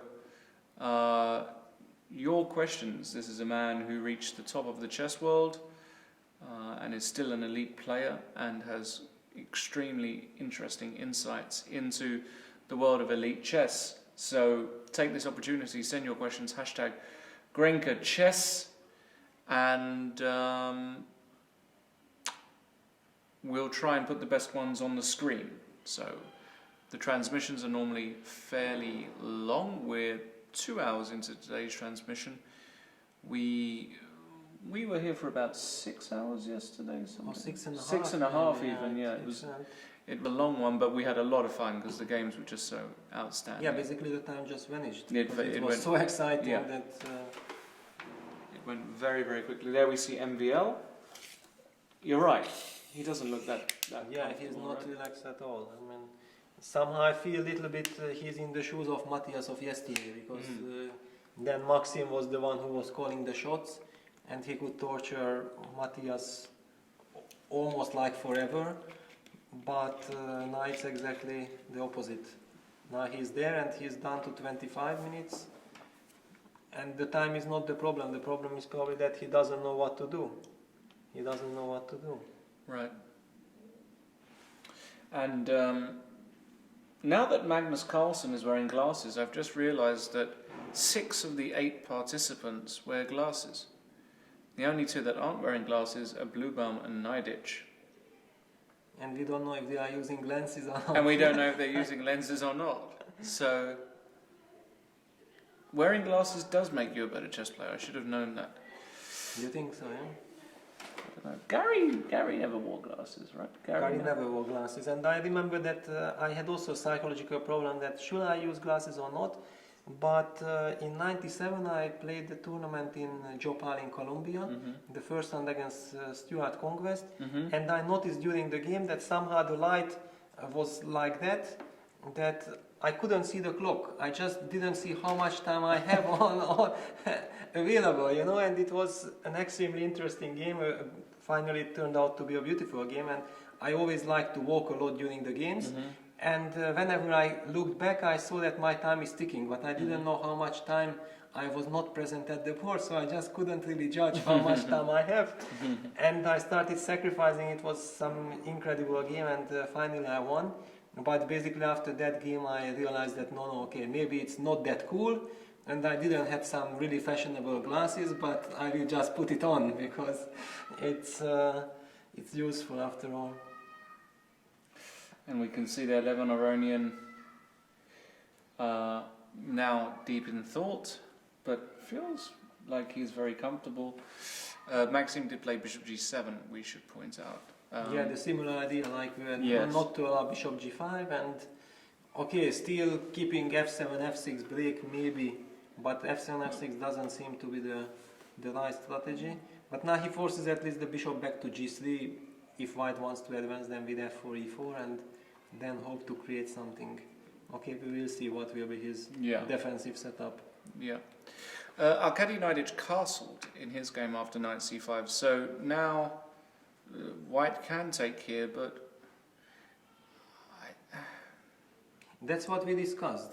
This is what we discussed, but but then you had that was that queen a2 line. Queen a2, yeah. Which completely went out of control after e4. So how was it? It was something like yeah, this, this, queen a2, and e4.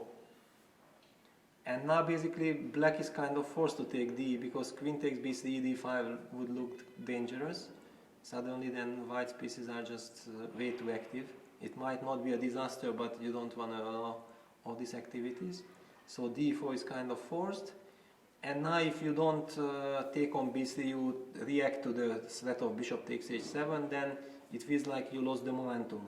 Because then white can go next d4, d5, and after cd bishop d5, then again get a brilliant bishop on the center. And the b5 pawn is weak, f7 pawn is weak, so you're not planning to do that. So this case then queen takes b3 is kind of forced. And then bishop h7 takes. And here there is a question, because bishop I was h3, not... yeah. Exactly, that maybe you can just start with bishop h3. Maybe that's just very strong, actually. Maybe very strong. And if it's strong, then black just might be better. Or might be winning. No, I mean, okay, you can go queen d8, but then it's just a bad queen and game. Or is it? No, it's not. It's probably not purple. I mean, maybe it's a purple, but hard to believe. Queen e4 check? No. But hard to believe. Then queen takes c6 check. Yeah, but this is even... Yeah, but this is okay. This is okay, yeah? This is okay now. This is okay. Okay. Yeah, I mean, now I with the trust pawn, you. I mean, the pawn provoked to f5. There are all kinds of perpetual check ideas. I mean, I feel that this should be holdable. Okay. But okay, basically the whole line is not interesting, because white would just never go for this. White would never go for this, right? Black is out of danger, so maybe this explains why Arkady finally chose castle. He calculated this line. If he doesn't have to worry about rook takes a6, then why should he take on c5 immediately? It's another thing that we saw also the benefit of having the king in the center, because black was able to take on c5 and play queen e7, which is not the case now. Is there any merit to taking this? No merit. No, just don't do this. I mean, it's possible, but you are just fighting for a draw. Then you admit that Yeah, Yeah. if nothing else works. Yeah, but I mean, white is not worse in the position because white can just play b4 or this, and then e3 followed by queen c3. I mean, with forever compensation. Yeah, I mean, white should not feel the need to force things. He wants to force things if he feels that this leads somewhere. Yeah.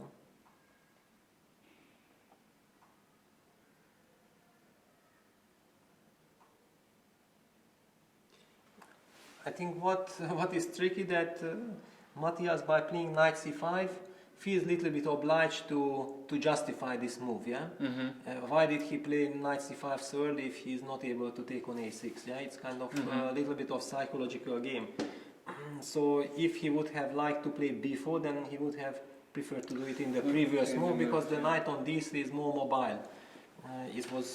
There was basically, if you anyway you are not able to take back the pawn on a6, then there is no need to put the knight on c5 already so quickly.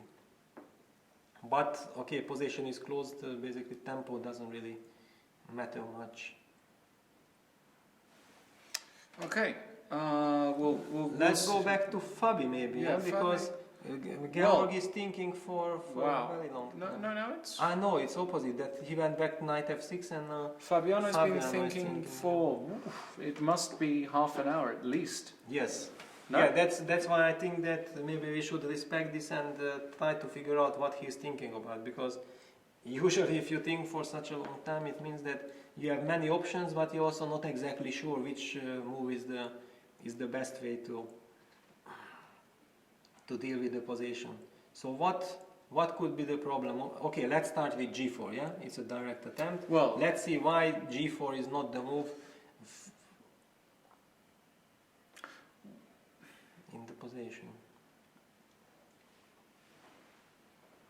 Because it's not obvious why g4 is not a move. So if I go knight d5... Yeah, knight d5 is typical because first of all, not only attacking the bishop, rook takes c3 is a threat as well, so bishop d2 is kind of forced. And now you should try to get access to the f4 square, exactly. This is the move I want to play. Bishop g5.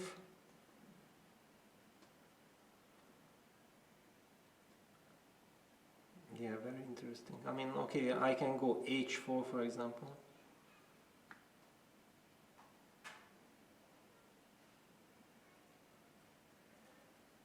Knight f4, yeah, looks very natural, but bishop takes f4, bishop f4, g5, and maybe breaking slow. Slowly breaking? Well, maybe not even that slowly, no? Maybe. Usually I'm breaking slowly, but here it might be faster than usual, yeah? But am I worried? Should I be worried about this? I think you should. Really? I think you should, yeah. I don't feel scared, but that's my problem. I never feel scared. But we do have a move, anyway. Yes. And h4, yeah, was playing. h4. So... basically covering the g5 square, maybe, covering yeah? g5, yeah. And okay, also because g4 and h4 together would be ideal. Another thing what black could have done in the previous position was after g4, knight d5, and bishop d2, that maybe some move like queen c7 with idea knight f4. This is also typical that then once the queen gets to f4, it's really annoying because that queen does a beautiful job. Beautiful job there. So basically, Fabi just after a long thought decided that maybe he has the time to go h4, because it's also not obvious, as we discussed, that what should black do, how to deal with this in this position. For example, now if you do knight d5, I wonder if I just was wondering if bishop takes h6 is a move or not. Probably not. Feels too much. Feels like a lot, but maybe not.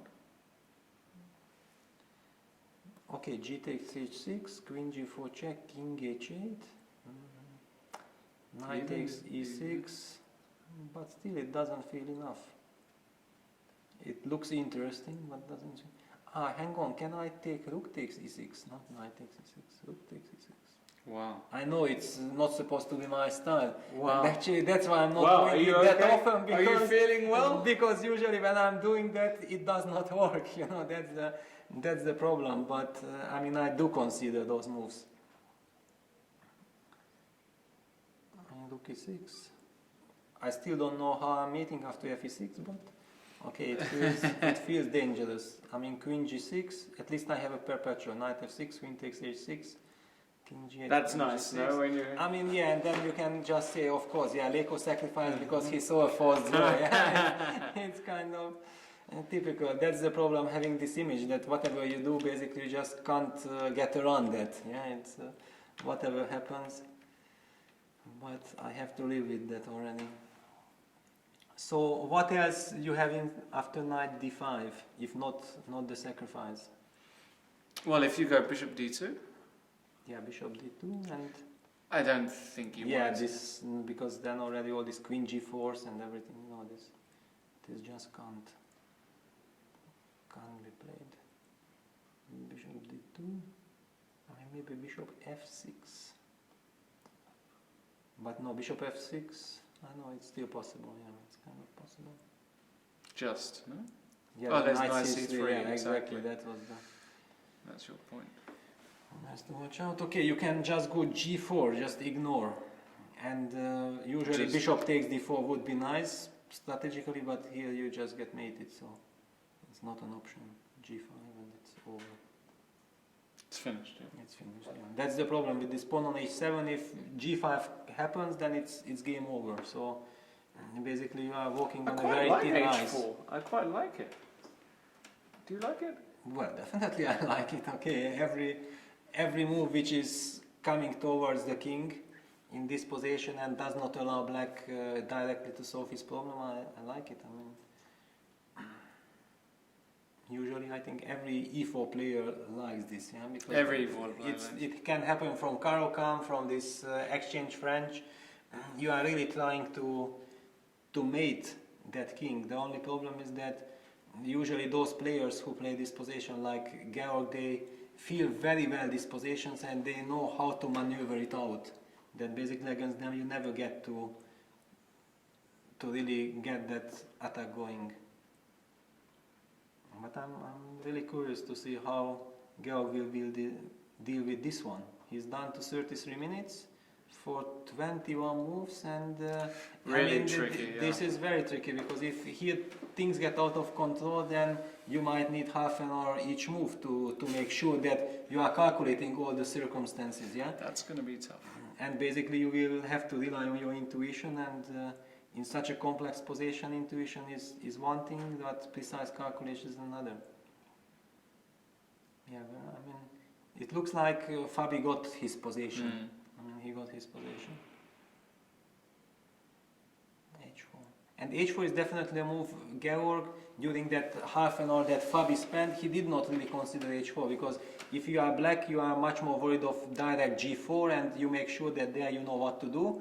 And now this h4 basically forces you to think again. And this is very unpleasant because he doesn't have that much time. So in the meantime... Well, we've had some moves in Ho Yifan versus Carlsen as well. Knight c5, rook a d1. And a bit of queen jostling, queen e7, queen e3. Queen e7 ostensibly also to allow the knight to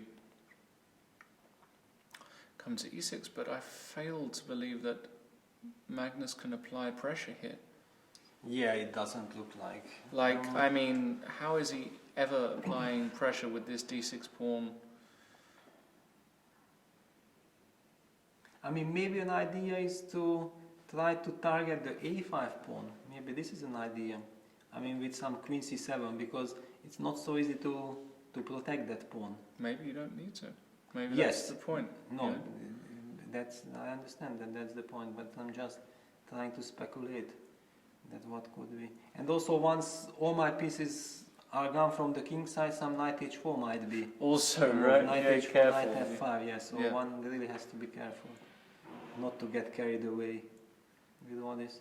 You know, in general, this knight c5 plan with queen e7, I prefer the knight f6, h6 setup definitely, but I understand Magnus, because if he's looking for chances, then he's also understanding that maybe just objective best play leads nowhere. Yes. And then he tries to, as yesterday, yeah? Yes. I mean, it was quite shocking when he told that he took on e6 because he understood that he got nothing out of the opening and he wanted to provoke Levon to be ambitious. Yeah. I mean, you really need a lot of confidence to do that. Yeah, I mean, You because really do, yeah. I can't really believe to know any other person who would deliberately provoke Levon into something like that in such positions. So it shows that his confidence level is quite high. What's your personal score against Magnus? Have you played him in classical chess? Yeah, well, we played a lot of games. I mean, at the beginning of his career, like from 2006 till 2009, I was basically dominating Magnus. I had like a +3 score in classical chess. But then it turned. He beat me in Nanjing in the first round in a Scotch, and in fact, I think that was quite a crucial game because that was the tournament where he finished with +5 or +6, maybe even +6, and he became number 1. Right. And before that tournament, I still did not believe that Magnus will be number 1 so quickly. Right. I mean, that was clear that sooner or later it might happen, and it will probably happen, but at that point it was still far from clear. And then suddenly after that result, he never ever gave up his number 1 position. Yeah, he's anymore. been number 1 for ever since. Since 2009, right? Yes. Incredible. I mean, autumn of 2009. Yeah, it was just incredible. And after that, he went on beating me, I think, 3 times. So our score is probably equal right now. Yeah. G6. G6 is G6, played just yeah. to anticipate this knight h4, knight f5 plan. And basically G6, king G7 is very natural. Another game starts to be very interesting because last few moves, white has done everything perfectly. Rook d2, rook a d1, doubling on the d. White queen got to e3. And what next? Yeah, this is another question. Probably g3, right? This is always like a g3 or h3. Yeah, which one? Okay, here g3 somehow feels more natural. Because you cover the f4 square, and also it's kind of very natural. If your opponent goes h6, you go h3, or if you go h3, he goes h6. Exactly. Yeah? But when you go g6, then I go g3, kind of. Typical. Also, it does support Knight h4, but okay, you don't really need knight h4, right. But knight h4 can be useful with idea knight g2, and then removing the queen, and right. then knight e3, knight d5. Of course, it's more of a dream, but if that dream would come to life, that would be just... Well, we have to dream. Yes. We have to dream. I still have dreams. I dream that one day... No, I won't do it. You will beat a 2700 player? Yeah, that would... That would not be a bad dream. That would be a nice dream. Did I ever come close? No, probably not. Probably not. On the internet I have. Does that count? No, not really. Doesn't count. All right. I have lost myself many games. No, You never played on the internet? No, I'm hardly playing. I mean, basically I'm anonymous, and sometimes maybe I play 2 or 3 games in every 3 years.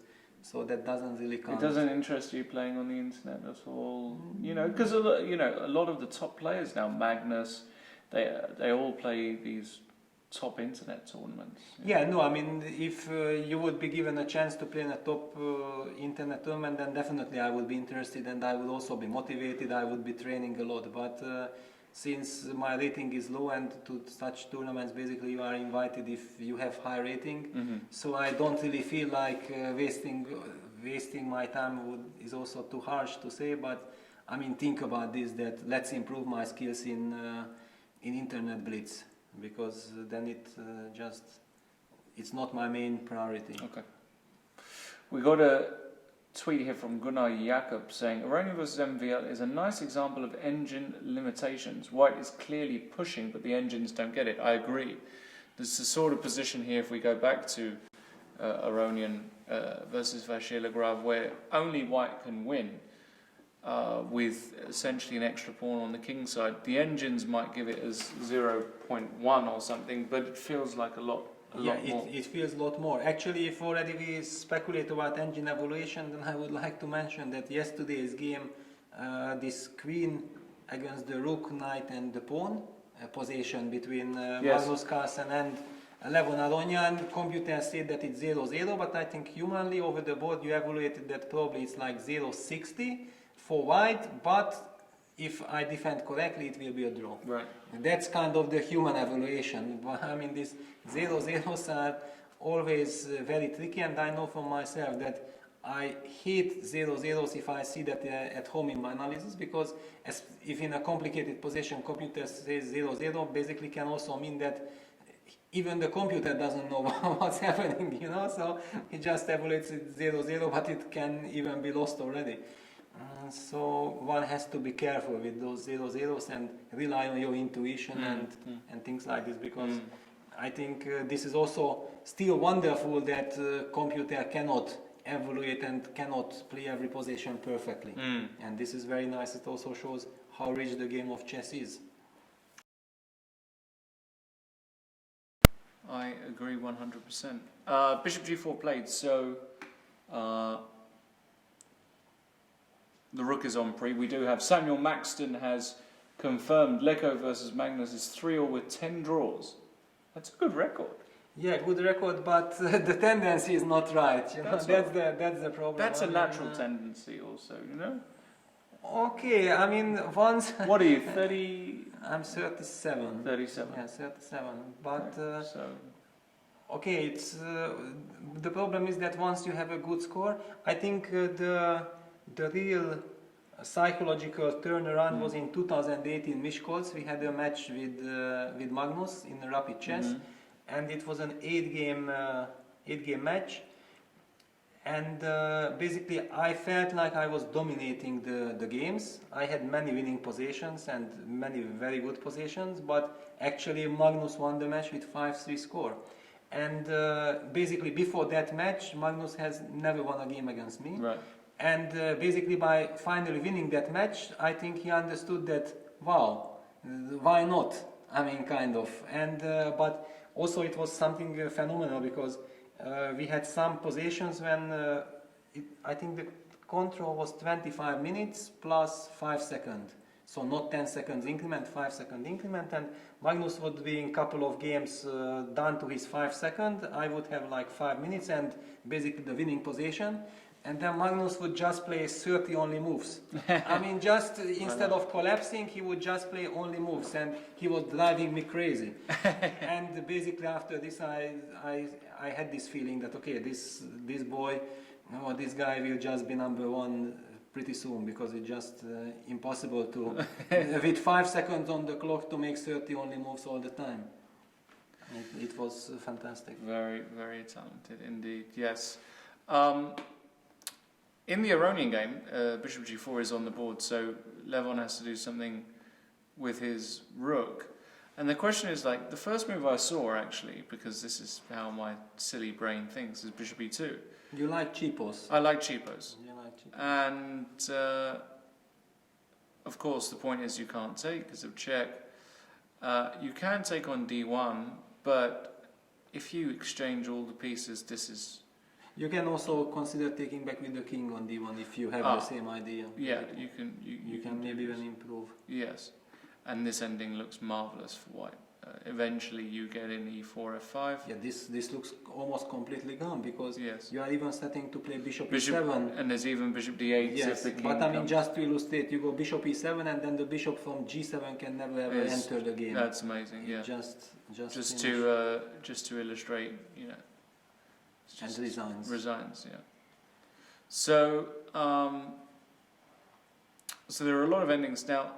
Basically, after bishop e2, black has to go bishop f5 check. I believe so, yeah. Because black has to keep this bishop, then you go king c1. Then king c7. I mean, at least once the king is on d7, all these bishop e7, bishop d8s are out of.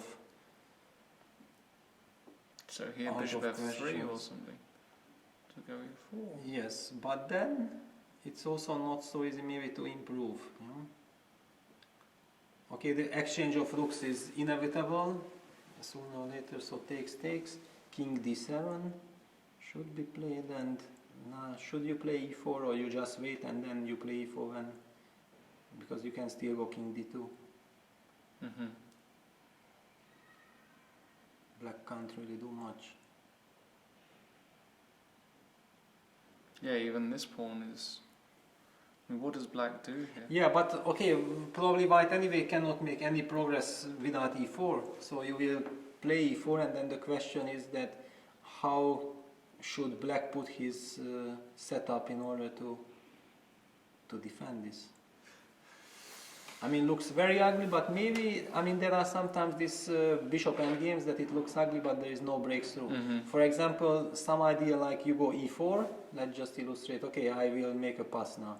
Bishop e6, so you go e4, I go bishop h3, you go king e3, I'm going bishop e6, you go bishop f6, and I go bishop h6. This is like my defensive resource, basically. So it's not easy to find a breakthrough, but in these positions again you can maneuver maybe your bishop to d3 first, then king goes, or to c2 just to protect b3, to get any bishop g4, bishop d1 ideas out of there. Then you put your king to g3, and then you start threatening f4, f5. Here already f5 was possible, but yeah. Something like this. Yeah, something like this. So black should put bishop on g4 once the king is on g3. And then it's still not clear that, okay, you push f5, but really after f5 then maybe black starts to activate the bishop d2, and suddenly the position is also a little bit out of control. Maybe some bishop e1 check, bishop d2 checks are threatening. So just to illustrate that, yeah, it's not that easy. Yeah, I mean, also white's task when you want to finally convert the position, it's clear that you are dominating, everything is brilliant, but to find the right breakthrough, okay, Levon has the time, so he can think and try to come up with an answer. But maybe this explains why after bishop g4 he's thinking for so long. That maybe he doesn't want to allow the black bishop to get back to that diagonal, because it would be also lovely to go bishop e4, yeah? Yeah, oh, absolutely. Yes. Yeah. But it's now also tempo. You need to go waste that time for rook d2. Then if you go rook d2, maybe I go king c7. And after bishop e4, I'm ready to take and king d7, because I really need my king to d7 to guard these two squares. And then again, how are you gonna do progress? Without e4, f5, you just can't. Yeah, it's not trivial at all.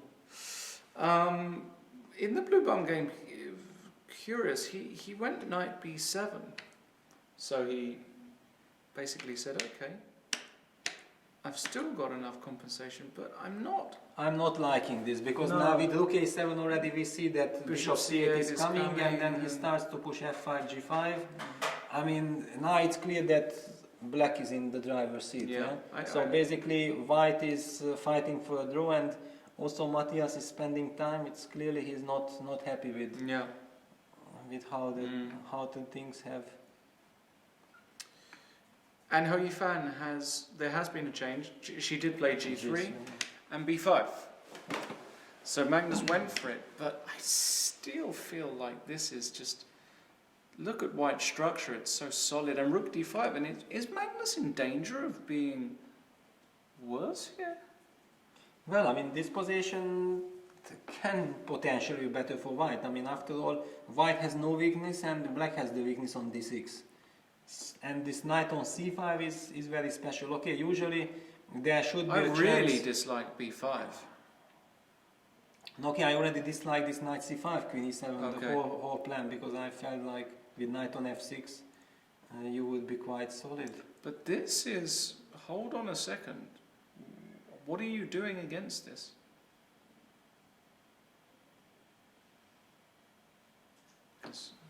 You want to go here or no? No, now already too late somehow for that. Also it runs into knight takes e5 maybe. Oh, that's nice. Let me put that on the board. So knight e7. Knight takes e4. Knight takes e5. The point is, of course, if pawn takes, rook takes d7, and we win at least a pawn, probably more. And if knight takes, the rook is hanging, and there is but yeah, I go to h1 and Ah. then queen e3 back. Ah, but then takes, rook takes e2, and it's mate, actually, so one has to be careful. But maybe we can just go to f1. Yeah, or also to g2 maybe. Maybe we can go to g2 after all. And queen takes e4, queen e3, and now you have all these checks, but do they lead somewhere? They might. Knight h4, king h3. It's the sort of stuff you have to... And you would be mating with queen h5, queen f5, but the rook on d5 stops queen h5 check. And that's... It's quite important detail. Yeah, it's very important. Okay. Yeah, this would have been made. So a lot to calculate. a lot to okay, calculate, but instinctively it feels like yeah, this is you wrong. don't want to go even like if you this. don't, even if this doesn't work. Yes, it's not. But what do you do here? Because if it's white to move, I play knight d2, and I Yes. put my knight on c4, and then I say, okay, Mr. Carlsen. Well, I mean, the point in this position is that if it gets bad for black, it gets really bad. Yeah. I mean, then you don't even have any complications. You don't have any. Imagine that if Ho Yifan were to win today. 3 out of 3, Magnus Carlsen on -1. Well, to be honest, in this position, I would not rule it out. Oh, because absolutely. White is completely super safe. Nothing can happen already to white, and it's a very comfortable position. I can imagine that Magnus would be extremely happy to have such a position with the white side. Normally, Magnus has got the white side. That's the point. Magnus, and you can see here, he's not happy. Yeah, not happy. Head in hands, and you know. Yeah, because if it's bad, it's bad. I think this is just bad for black. I really dislike the past, as you say, since move 19, knight c5, this whole plan. Ho Yifan has played very natural moves, and then to lash out with b5, I don't understand why you would do that now and put the rook on such an awkward square. Well, basically I think that b5 can be explained that maybe Magnus was still kind of optimistic at this point, thinking that he has all kinds of ideas with rook b4. You know, Right. because black seems to be threatening rook b4 and then a5, a4, but rook d5, rook was d5 just, is a very good move. It's yeah, a very good move, because this knight d2 is... Yeah, rook b4, knight d2 covers everything. And then knight c4 and game over, basically. It's just game over. Knight c4 is game over, So Magnus with his back against the wall, and you can see it in his... Yeah, he's disgusted. He's disgusted with himself, and legitimately could lose this, and this would be a shock. And for everybody who's watching, I have got a bet on Ho Yifan to win the tournament with 7 wins. I'm joking. Wow. I'm joking. Wow. I You must have had I'm really joking. good odds, Yeah. of course, but... I got it. I don't really. No, obviously, but Magnus is has 35 minutes. It's not an easy position. He can't liquidate easily. The knight, his pieces aren't really working well, and white. The problem Magnus has is white's plan is just so straightforward Yes. that she doesn't really have to think here. Yeah, and white has perfect harmony of all the forces. Yeah, I mean, everything is in the center, everything is covered, Absolutely. everything is like a dream. I don't know, so we discussed first knight d7 just like this, but maybe there is something to this knight d7 line, because this is a move to stop knight d2. Right. And then if you would be able to put back rook bc6 and then knight f6, then suddenly the position would stabilize again. But also we are, you know. What? No, I was going to say. I mean, I cannot believe this works. Yeah, no, I can't believe, but then it's a principal line, yeah, that one really has to. What does to king calculate. f1? King f1. But okay, I mean, king f1, queen takes e4. Just I mean, say you don't care. Okay, knight takes h2 check. Rook takes c2 check. I don't care. You don't care? No. I'm just going to pretend that I don't care. But okay, I already have 2 pawns, and Is it 2 pawns? It's 2 pawns That's already. a lot, actually. That's a lot, and I have all kinds of possibilities now. Yeah, that's too much. But I have to say, I can't believe it I'm either. sorry. But, I just can't believe this. but since we started this, Okay, let's cheat. yeah, takes. Okay, King G2, Queen E4, Queen E3. I mean, this was the critical. We did actually analyze this, right? Yeah, this is just winning. Yes, actually. and thanks to this. Thanks to this rook on d5. So it doesn't work. It doesn't. Yeah, It simply doesn't work. Magnus in huge trouble, in my opinion. Really serious problems for the world champion. And Yeah, this looks. you can just see it in his face, his body language. He's pretty disgusted with himself. Yeah, because I said, if it's bad, it's just very bad. I mean, it doesn't matter if you are Magnus Carlsen, what you can create. The same thing happened to Fabiano, that he's a brilliant player, he's always very resourceful, but he ended up in such a bad position that he couldn't even put up a fight. Yeah, he just in the first round. he just collapsed. And quickly. now suddenly Magnus is facing Oh my goodness! similar. You can see similar it. He's just shaking his head. He can't believe what's happening. And which basically explains that he just missed Rook d5 because Yeah, he of was course, yeah. feeling quite relaxed till up to this point. yeah, and you can see it. He's, and to very quickly. I'm going to do this while we've got the full screen Magnus. Were Magnus to lose this game, he would drop. He would lose 8 points from this game. Yeah, definitely. At least eight points, no? And he would be just a few points ahead of Wesley So. And Okay, Wesley himself has lost a couple of points. Yes. This is also crazy. I mean, this I think can only happen in chess. Yeah, that you win the U.S. championship and ending up losing rating. yeah, and I mean, which other sport is it possible? well, You become the champion and your rating drops, kind of. well, it That's can the happen. punishment for having too much rating. Yeah? Taye has tweeted us, thank you Taye. I count 5 losses by Carlsen out of 38 classical games against women in his career. His last loss was against Katarina Lachno in 2005, 12 years ago. He's got a great record against her. You found 3 wins and a draw. But he's just... He's now very nervous also. I mean, it's... Yeah, This should be a terrible feeling because he had 0 problems out of the opening. He was trying to create something, and by trying to create something out of nothing, then things got out of control. Absolutely. And he's also now down on time on the clock. We can see here the absolutely accurate clock times. Magnus with 31 minutes and Ho Yifan with 33 minutes. And I would be very confident if I was Ho Yifan. And, maybe this is the tournament that will also push her, because she's had there's been a kind of lack of consistency with her results recently. She's lost a few points. She got to 26.50, 26.70. No, I think she's now below. I think she's That's- like 26.30. Well, that's what I'm saying. She's had a lack of consistency. So she was much higher rated, and maybe this will be the tournament that we can see here. Her peak rating was actually already 2 years ago. She was 26.86. She's now 26.49.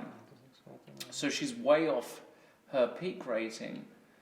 We were saying she'd be the second woman ever after your compatriot Judith to reach 2700, the second female ever. Yeah, she was extremely close in this 2015 May with this 26.86, and not only her rating but the way she was playing, it looked like it's like a question of time when she will reach it. But chess is an incredibly tricky business. Yes. Because there are so many great players, and you can just so easily lose rating.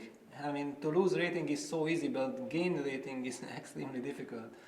So, okay, definitely. I mean, 26.49 was it? Yeah, 26.49. I mean, it's way too low for her. I believe so. Also, yeah. And she's just in just such a promising position today. I really feel like Magnus is going to struggle to. I'm definitely. Well, I never rule out a Magnus Carlsen victory because I've done that too many times and it's come to bite me where the sun don't shine. But in this particular position, the problem is I really struggle to see any dynamic possibilities for Magnus where he can create complications. It's just a case of knight d2, knight c4 is coming. If you have to go rook bc6, knight d2, knight e6, knight c4 and rook d8 and go I mean even this... No, this looks awful. This looks disgusting. I mean, basically after rook d5, I think is the first time in the moment when you would ask Magnus that would you sign the draw, he would just sign immediately, I mean the score sheet, because... Do you think he'd do that against me? Even against, in this position... Even against me? You don't know him. Okay, against me he'd never agree with me. In Blitz definitely no, not. in Blitz but definitely not. In a you classical game, the classical game, I don't know. I mean, if knight d2, knight c4 is coming, then... I mean, this is the problem. It doesn't matter who you are. If the position is so unpleasant, so unpleasant, it's incredible. Magnus Carlsen on the ropes. Still not really. We got one move in the Fabiano game. I think we'll do another very quick roundup of the boards before it's another good time to take a very quick pause, because when we come back, we'll be right in the time scramble. So let's just do a roundup of the boards. Fabiano Caruana, Georg Mayer, we had h4 and rook d8, and now Fabi's gone back. Yes, but now with the rook on d8, probably the bishop takes g7, sacrifices all work would probably work. So and also he has taken away the g5 square. Yes. So this is also vital. So this kind of stuff takes. And maybe queen g4 check, and then some rook takes this. Maybe that's why it's so important. Yes. And then queen g6 and. I mean, somehow it looks like... Looks like mate. This but actually this is... this is hanging now, but okay, hang on. I mean, I think it was the method of move order, but this was really feeling like... Maybe you don't have to take rook e6. I mean, you can start with queen g6, or then anyway knight f6. Yeah, maybe this is too much, but hang on, so let's just go back knight d7, bishop takes g7, king takes, because this really feels that it should be over. Yeah, maybe now we take knight e6, f6, queen e6, bishop f6, queen g4 check, which we didn't have before, and now queen g6. Now it's a win, because the bishop on f6 is hanging. So actually this h4 move was incredible. Great move, h4. Useful, so brilliant idea. So bishop e5, so probably knight d7 is, and Georg down to 11 minutes as well, so we'll keep an eye on his time. Yes. In the Bluebaum Neidich game, well, Arkadi's piled his rooks on the a file, which we thought after rook fc1. He can't go bishop c8 here because... But why? Queen f4 maybe. But queen f4 is not something to be worried about. Maybe he can do this. Strange, because it would be so nice first to remove the rook and then put bishop on b7. I agree. So he didn't do that. He put rook a7, rook fc1 and piled, but it feels like White got a grip now. White got a grip of the position, yeah. I mean, still there are no real threats, but now it's very hard to imagine black going active with f5, g5 with all these pieces locked. Exactly, and also the queen can slide into b6, and sometimes this d5 pawn is on prise. So I think it looks safe for white. Feels like, and Levon against Maxime. Well, finally he got an e4. We actually had this position on our board. We actually had this position. More or less. Bishop f8 back and d4. And we're going to see... the slow torture is on. The slow torture. Alright, so we're not going to be too long. We have got an incredibly tense situation in round 3. Magnus Carlsen back against the wall, against the top women's player in the world. Is she going to come through, beat the world champion and move to 3 out of 3? We're soon going to find out. Don't go anywhere.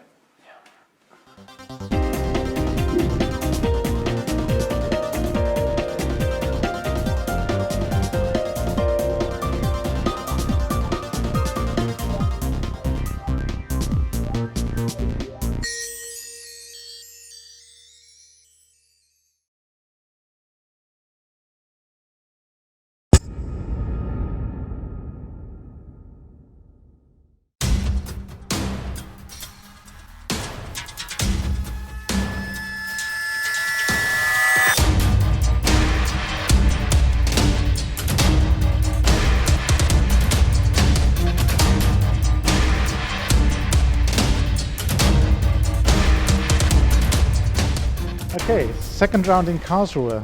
One exciting round again. 3 decisive games in one. Very exciting draw, I think. Peter said it's one of the best, most exciting draws of the last couple of years, perhaps. What do you think, Lawrence? No, I mean, for sure. I agree. It had everything. It was up and down. At one moment it looked as though Magnus was in trouble. And then it looked like he was winning. And then Levon found some amazing resources. And it ended in a draw. And those are the draws we love in chess. So just a great fight. And credit to both of the players. Yeah, and you're analyzing this without an engine at the commentary room. Why are you doing that? Why you're not using an engine? Well, because we want to enjoy, and we have enjoyed every moment of it. I mean, it was so fantastic because like this we really have the real feel how the players are also feeling. They're also sitting in the dark, they are calculating, they are coming up with fascinating ideas, but they don't know the evaluation. Is it winning? Is it better? Is it worse? What's going on? And I think like this we got this thrill. And basically that's the main idea why we are not turning on the engine, because once you see the evaluation, everything looks so easy, so smooth, even in the most crazy position. But when you are analyzing and you feel that you still don't know what's going on, despite discovering so many ideas, then you really appreciate what is going on over the board. Yeah, that was a very exciting game. And 3 more decisive games as well. Hu Yifan misses 100% right now. She's playing really well, doesn't she? Yeah, she made yesterday's win against Fabiano look very easy, which is very uncharacteristic for Fabiano. Normally he puts up a big fight, but yesterday he just couldn't fight. The position was so bad. And today it was a strange game because it felt as though Georgmeier was really pressing for a lot of the middle game and felt like he had a really promising position.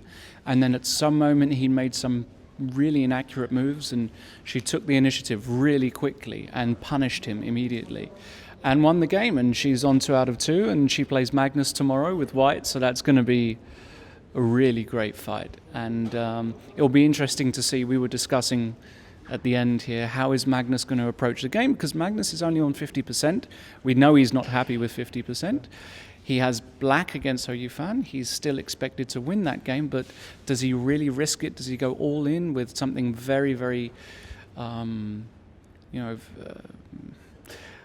risky? Because Hu Yifan, she's a solid player with White, and if he just plays his normal 1e4, e5 openings, there are many things she can do. I mean, look what she did against Fabiano in this Berlin. So, is he going to risk it? We'll see. I think he's gonna give it a go. Okay, we were just talking about Fabiano. You just mentioned him. He won today. What about that game?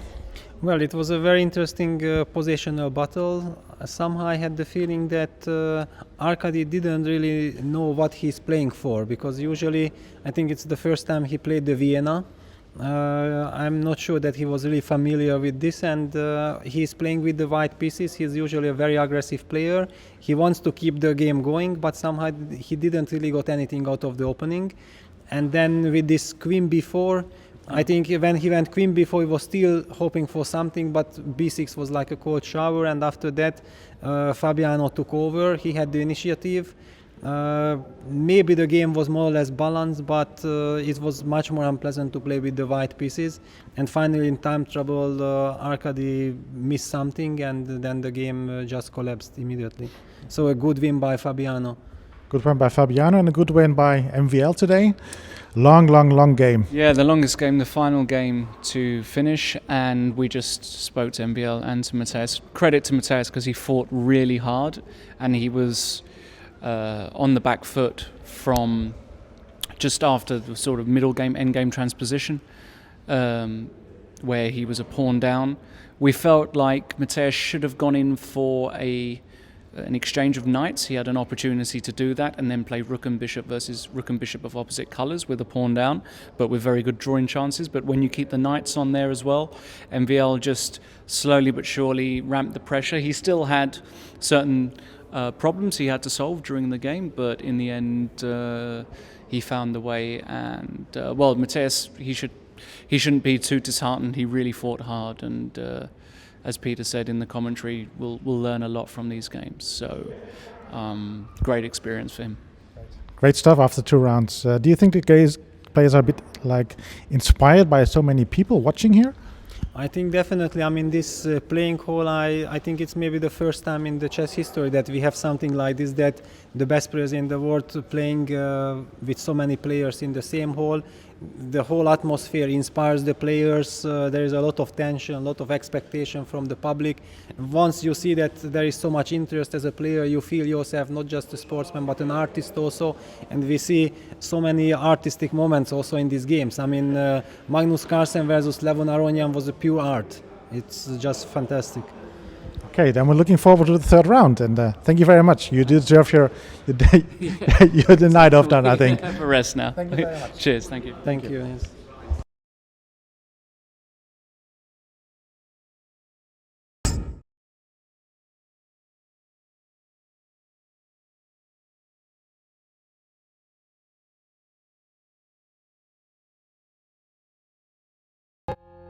Until recently, chess was like this. Chess24 brought you this. Live interactive broadcasts from top tournaments with computer analysis and video commentary by the likes of Jan Gustafsson, Lawrence Trent and Peter Svidler. A play zone where you can take on opponents from all around the world 24/7. Interactive beginners courses ensuring you pick up the basics fast while having fun. A tactics trainer to sharpen your chess by solving puzzles adapted to your level. Hundreds of interactive videos letting you watch and learn from star players such as Vichy Anand, Peter Svidler, Paco Vallejo and Hu Yifan. You've given up on that outdated computer? That's why there are more reasons to use Chess24 on mobiles and tablets. Full playzone access, including pre-move. A tactics trainer so you can stay sharp wherever you are. Computer opponents you can challenge even when you're not online. Live broadcasts of top chess events. And the half? It's free. Well, that's half true. Most features are free, but limited for registered members. You can step up to premium membership and gain unlimited access to our video library. That and much more. See you at chess24.com. Until recently, chess was like this.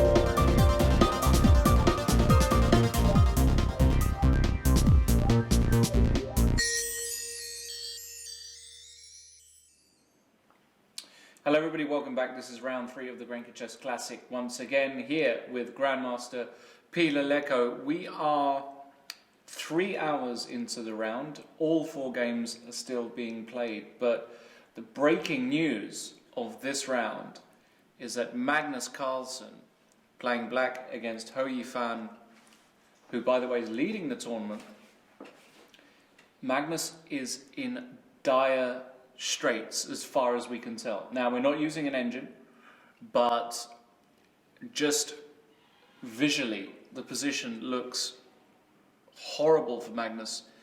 He's got a weird passive knight on b7, which is currently pinned. He's got a weak pawn on d6, a weak pawn on a6, and Ho Yifan's pieces are all working in harmony.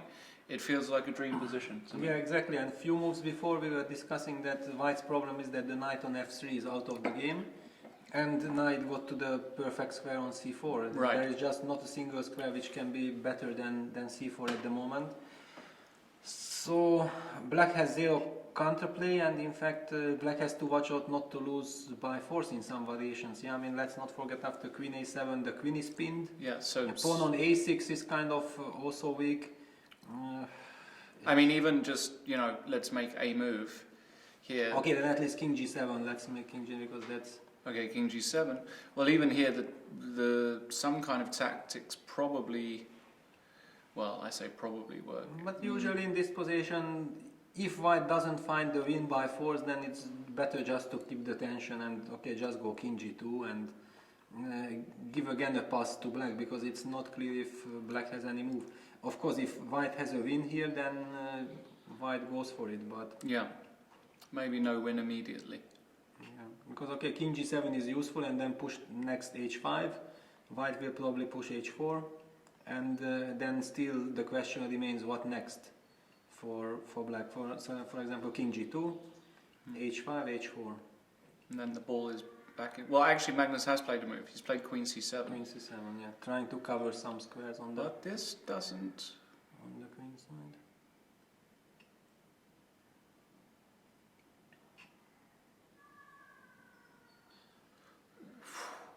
Yeah, very, very unpleasant situation.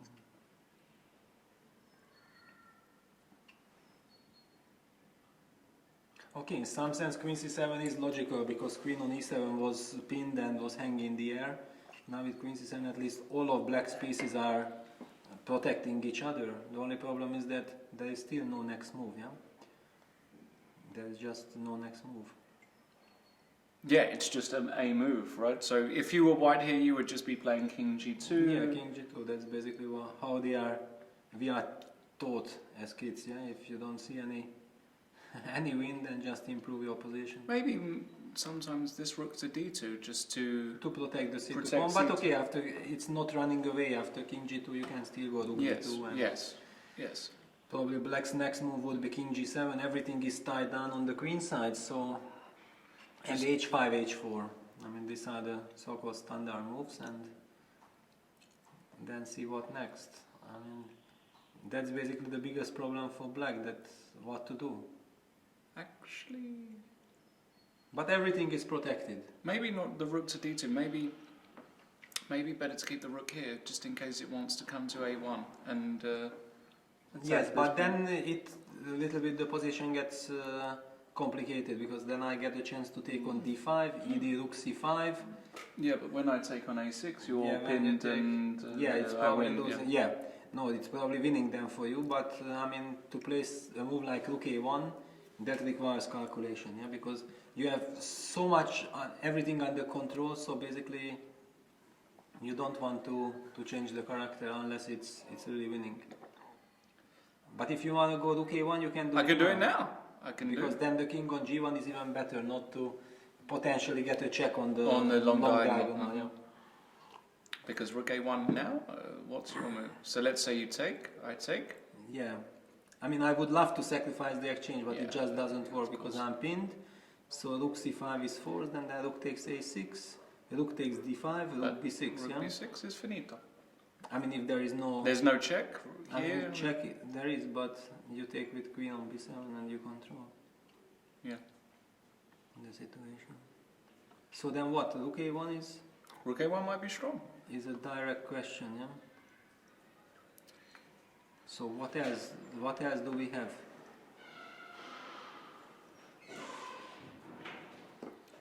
Maybe there is nothing else. Maybe that's the point. Maybe the position is so bad that it just resigns. Yeah, no, but okay, I mean, always you No. want to find some practical Of course. chances at least, yeah, even if it's bad. Can I take rook takes c4 now? B takes, queen takes c4.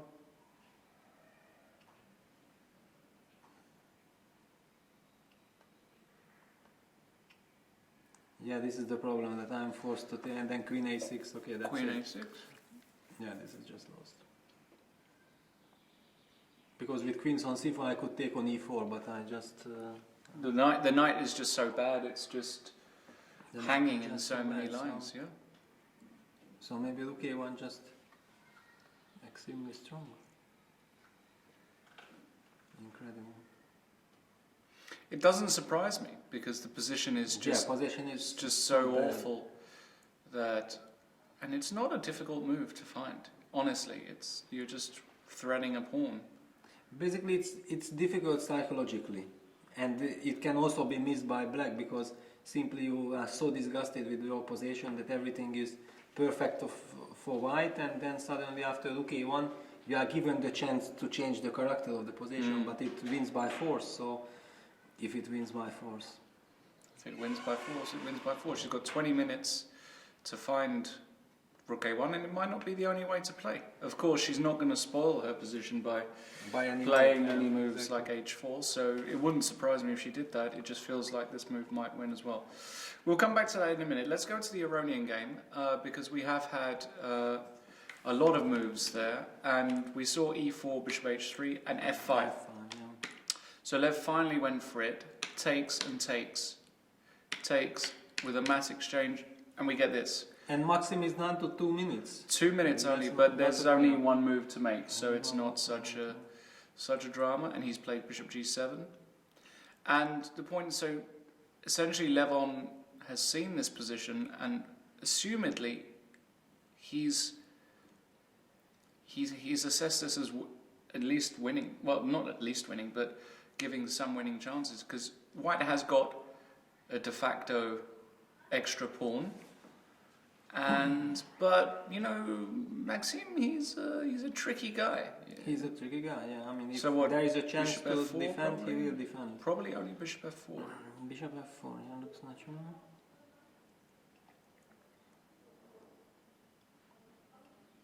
And if king e7, bishop g6. Ah, no, not bishop bishop. Because I want to... Oh no, bishop g6, because I take... Yeah, of course. Of course I can do this. I mean, it looks very bad for black, that's clear. But maybe I can do this.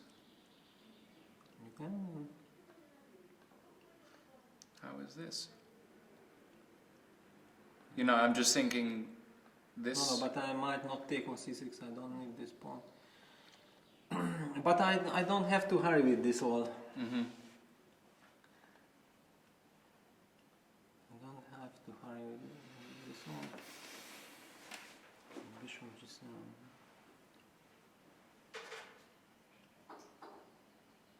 I was also considering, to be honest, e6 check, just to go after the a5 pawn. Oh, very bishop interesting. e6 takes bishop d8. That's very interesting. But you might get active with the king, maybe king e5. King e5. I saw some king e5, king d4. Takes king d4, and then the e pawn is very dangerous. Mm-hmm. But my e pawn cannot be stopped, so if I go, for example, bishop c7, Yeah, it's not clear. putting the bishop on g3 even. Because sometimes I can just give my pawn, and then the a and the h H pawn is just... impossible to stop, yeah. The pawns block the king. Yeah. I mean, definitely this is a very direct way which has to be calculated. Maybe because, it's fantastic. Because if it works, it works. Yeah, I'm sure. And black has basically no choice after He's done it. He's done it. Yeah, he has to take. He's gonna take. Yeah, takes, and Takes, bishop d8. and bishop d8. This looks wonderful. This looks completely Yeah, and, this and looks, where is the counterplay? There is no counterplay. This looks like a model game by Levon. This looks like a strategic masterpiece today. Assessing this opening like he has, and and this whole plan with starting with 12 h4 and then the knight e4 exchange. Wonderful, beautiful. So basically he has foreseen that this position is long suffering. But then how he forced or provoked black to go b5, b4, because black had his counter chances on the queen side with this break, but he managed to convince Maxime that he better closes that. Well, he was worried about the a5 pawn exactly. being weak, so this is just a disaster now for this is over. Max. He played king d2. King d2, yeah. He can even just do. He can even just do this, because if the king guards d8, then he can just collect it up, and it's really simple. And if the king comes now, it's even better, because now you put the king on e2 and you can't. Okay, anyway, it seemed to be winning, but this is the way you want to play over the board, because just not to allow any kind of counterplay. No, this is just resigns. I think MBL will resign here, actually. Okay, let's quickly go to Fabiano's game as well. Wow. Bishop e5, and now a move that honestly is outside of my vision, my h5, yeah. I mean, to go h6, h5 here is. But actually, it's logical, because g2, g4 was a threat, I kind of, and you want to control the g4 square. I understand. It's just. Whatever happens in this game, this is a very high class game. Yes. By both sides. I mean, so many finesses are played here. F3. Now g4 is a threat. Bishop d6 and queen e3 coming. Okay, but this is also double-edged. You give up the dark square bishop. And strategically speaking, if you are not able to break through on the king side, then in long terms black can be satisfied. The problem is that there might not be any long-term issue, because queen h6 is threatening, so bishop f8 looks forced, no? Seems to be forced, and then you just go g4. Probably try to open everything up. And I can change a pair of rooks with rook e5, but it's not clear if, because you will still have the other rook joining the party. I don't know. I don't trust it for black. Yeah, I mean, okay, if something's open up on the g, then it's just made automatically. Okay, with bishop, I mean, after g h5, king h8 with bishop h6, I can keep the g8 and g7 pawns squares. What do you want to do here, sorry? I mean, bishop f8. I mean, g4. I was just speculating that in general I still have, for example, after exchange of rooks with rook e5, I mean, rook takes e1, that even if you take g takes h5 and you go rook g1 check and queen g2, I still have king h8, bishop h6 set up. So it's not made automatically. I mean, it might just be made in long terms, but so in the meantime, can I do something? But the problem is that how to get counterplay with black, yeah? Or maybe e5. Yeah, but then the f5 square. I mean, just bishop f5 and this is over. Yeah. I mean, this will be made. So, okay, queen c5 basically wins the piece, but I just believe that this cannot be. Whoa. Cannot happen. What? What, where? Maxime has resigned, which doesn't surprise us. We thought he would resign here. Yeah, that's it. But Ivan has taken on b5. She took on b5. After long thoughts, she's down to 12 minutes. What does she have in mind? She wants to win take the on pawn? d6 or what? But no, yeah, I mean, you can take, but I thought that maybe she wanted more than this. What is this? Okay, it's a pawn up, queen endgame, also extremely pleasant. Knight d6. Okay, so she. No, knight d6 is possible. No, okay, then it's a rook endgame. Yeah, but so no, but I don't like it. d6. Yeah, I really don't like it. here, and then maybe just Rook this d5. move. With, of course, no losing chances, but can she win? Maybe she can still win this. Yeah, she can win this, but this is 50% drawing chances and 50% winning chances. But this position was so. I mean, okay, after rook a1 we didn't see a move, but on the other hand it's also a very practical decision. Of course. If you can win a pawn against the world champion, then why not? Yeah, so takes. Okay, it's a huge question. Takes. So is the rook endgame happening? Yeah, the rook ending is happening, and rook d5. Yeah, so b4. Probably rook e2, yeah? I mean, sorry, f6. No, I mean, nothing is obvious. Maybe rook e2 is in fact a good move, because rook takes e5, b4. Maybe like this. Right. And then it's not clear at all. Yeah, no, it's not clear at all, right? But we are joined by Levon Aronian and Maxime-Vachier. Hi guys.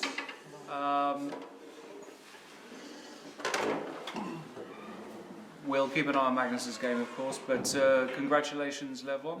Unlucky, Maxime. But today it looked like a strategic masterclass from you. I mean, it looked just... I wouldn't say so. I mean, the position remains equal for a long time, of course.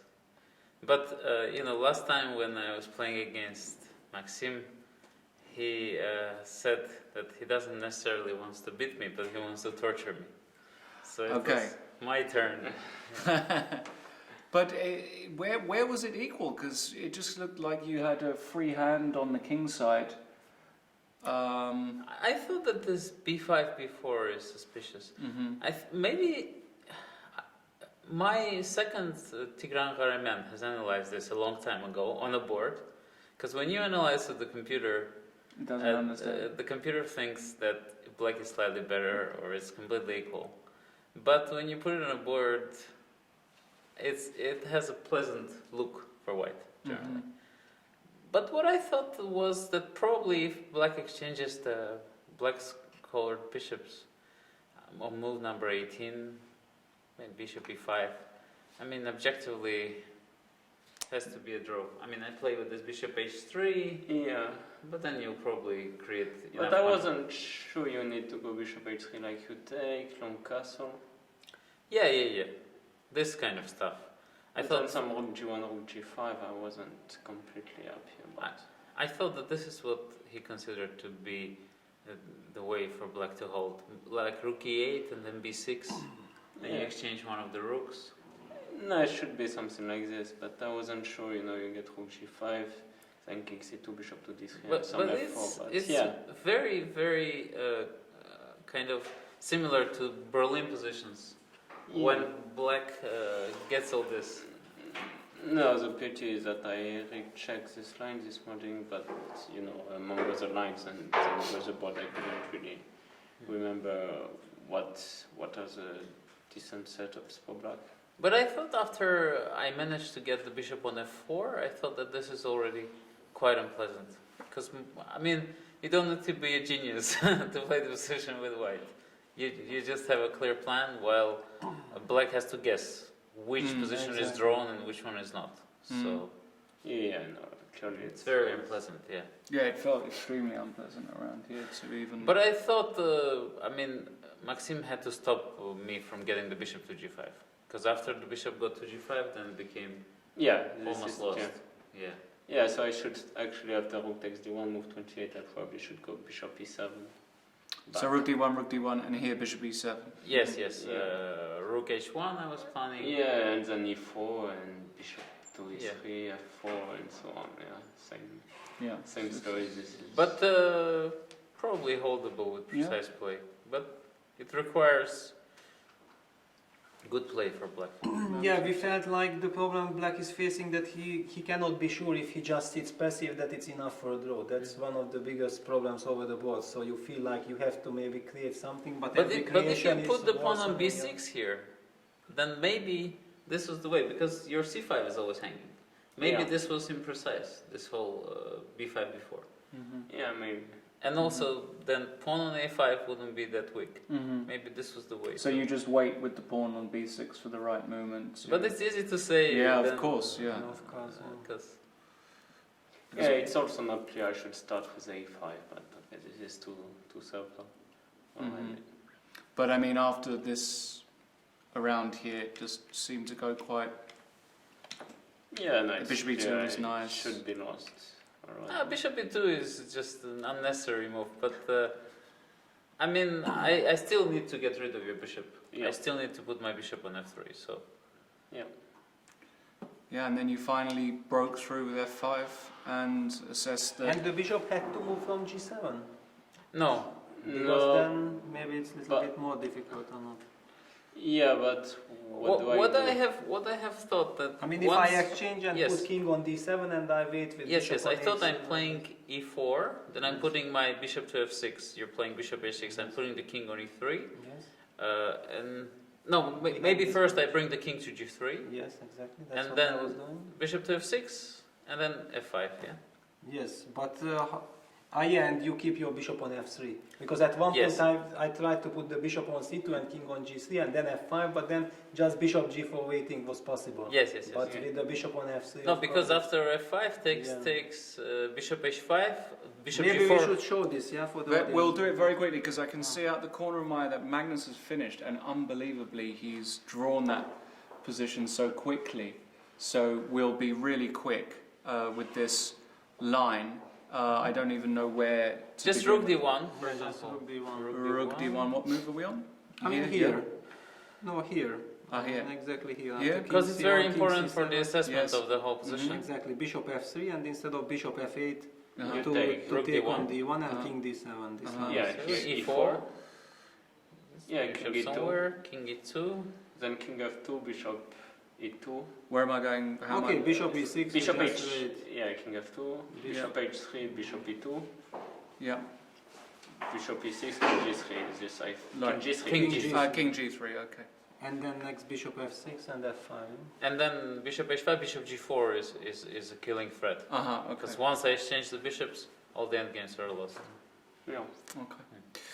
All right. Well, after that, once you got in f5, it looked like Yeah. it was already over. Okay. So congratulations. Thank you. And good luck. Rest day tomorrow, the day after. Yeah. All right. Thanks, guys. Thank you. Levon and Maxime there, and I believe we're going to be joined by Magnus. I'm not sure if Ho Yifan is here as well. Is she there? Maybe not. We'll welcome Magnus.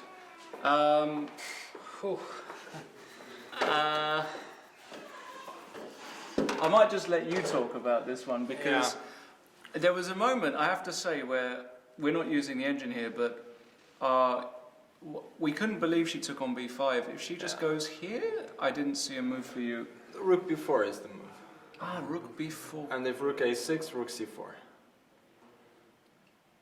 But, I mean, we're talking about staying alive. Right. Yeah. No, come on. It's the other rook. With the other rook. The other rook. The other rook. And then takes rook b1, king g2, queen c4. And okay, I mean, she has queen e3, but you don't have to calculate this to know that black has adequate counterplay. Yeah. Queen e3, the rook's hanging.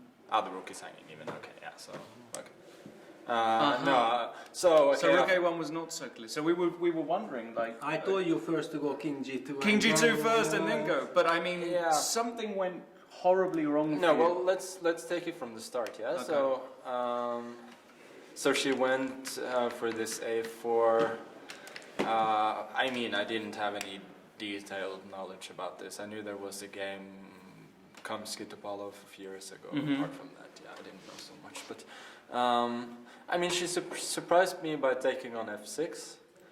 I thought in general what you would want to do with... No, later when she took... Oh, you mean here, yeah. So I thought in general what you would want to do is knight b6. And there was this interesting line, queen b6, bishop e6, queen b2. Queen b2 into f6 is probably the best. And now bishop c8, queen a1, queen d1, queen c3, maybe king e2, but I don't think it matters really. And queen d6. And now I don't know. Interesting. Like queen c4, king d2. Maybe white is actually better. Also, if I go bishop e7 immediately, then yeah, she takes an e5, and A pawn's a pawn. I mean, it seems like I have more problems with development than she has. So I have to take back, but then, yeah, white can claim to be slightly better after c3, let's say. Okay, I mean, after what happened in the game, it's clear that I should. Did you contemplate gf6 here? Yeah, I did. We were.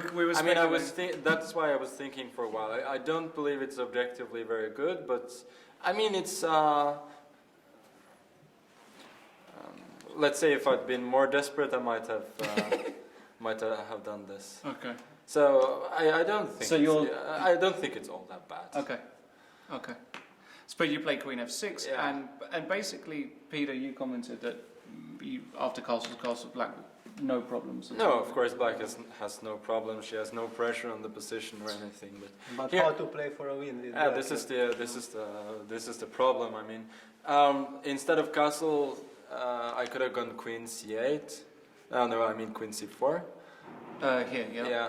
Yeah, we were looking But at then this. we're getting all sorts of sharp lines, like maybe queen e3 just to Queen keep the e3 knight. to hit the knight. Rook c6, probably queen g5. Now I would like to play. Okay, castle knight h4 is not so nice, I think. Mm-hmm. Let's say f6, then queen g4, and everything comes with tempo afterwards. And yeah, let's bring Ho Yifan also in so we can get her thoughts. We're just going straight to the interesting parts. Yeah. So we'll get your thoughts as well, Ho Yifan, on yeah, this was Magnus thought about this move as well. So and also if queen g5, if I take on e4, yes, takes on g7, then rook f8. Maybe knight e5 is okay. Knight e5. I wasn't so sure.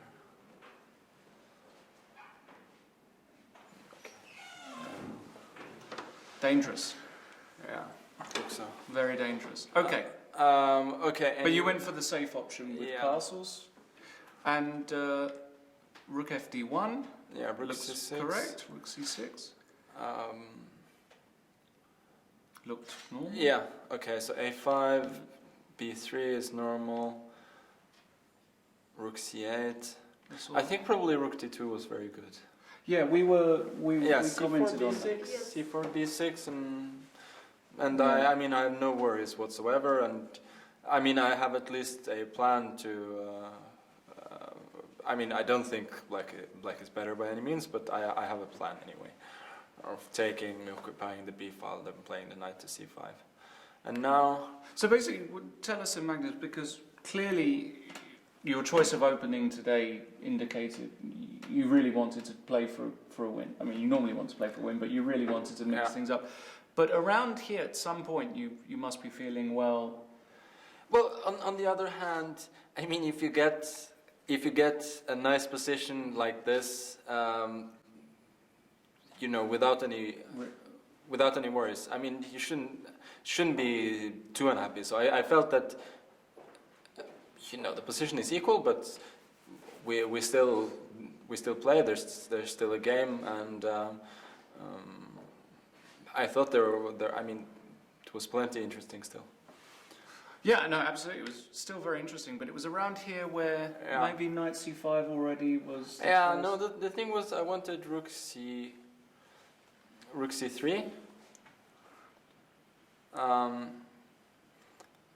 Knight e1. Knight e1 immediately. I thought knight e1 immediately. Knight e1 here? Maybe rook d1 first. Yeah, Yes. rook d1, rook c6, knight e1. Yeah, there's knight rook c5. c6, knight. Yeah, but b4, knight d7, b5, takes, and if knight c5, queen c6, rook d6. Oh! Wow. This is otherwise this line works for black. This is this was my worry. I told you to Yeah, put the pawn on I h6. put the you pawn know, on I h6. put the pawn on the Yeah. Always pawn put the on pawn on h6. No, this is, I mean, this knight c5 move is stupid, but I think just after knight e1 it works tactically for white. The knight comes to d3 and... And it hops. Yeah. That's unpleasant. Okay. So, and exactly, I would want knight c5, but just this b4, b5, and it just works for white, which is a bit of a pity for me. So, yeah, this knight c5 wasn't. I think also here I got a bit careless. Yeah. So this queen e7 move I played very quickly, but objectively I don't think there's. I mean, this whole business with bringing the queen to c7 and everything is just too ambitious. And now I found a new plan with b5, which is a disaster. Well, how did you feel after b5? Were you fan? When did you start to sense that you were taking control? Was it around here or? Yeah, maybe after rook d5 because the clear plan was knight d2, knight c4. So did you miss just rook d5? Yeah, or? I just missed rook d5. Okay. So I thought I'll take. Because I think in principle the plan is decent for black. I mean, I Right. get a5, rook to Rook c6, b4. knight to e6, trying to force c4, and if not, then I have squares on the c file. The problem is that rook d5 more or less busts me immediately. So Because we saw you on the camera and you looked very unhappy with yourself. yeah, no, I mean. After this, yeah, there's just really not much I can do. So I can try knight d7. Yeah, we were looking at I this. mean, that was sort of a get out of jail line. Yeah, so takes, but it simply doesn't work. Knight f3, king g2, queen e3, knight h4, king Yeah, h3. you have the rook And on this e5 covers, stopping queen yeah, h5, queen exactly. a5 mate. Yeah. I mean, I could go knight e1 also. But I mean, like, try it, take, and after king f1, take on e3 And try and survive this. Okay. It's not going to happen. So you went passive. You went not passive. You went into kind of survival mode. Yeah, I think in such a Jungle, position, jungle mode. yeah, in such a position, it's about surviving one move at a time. Yeah.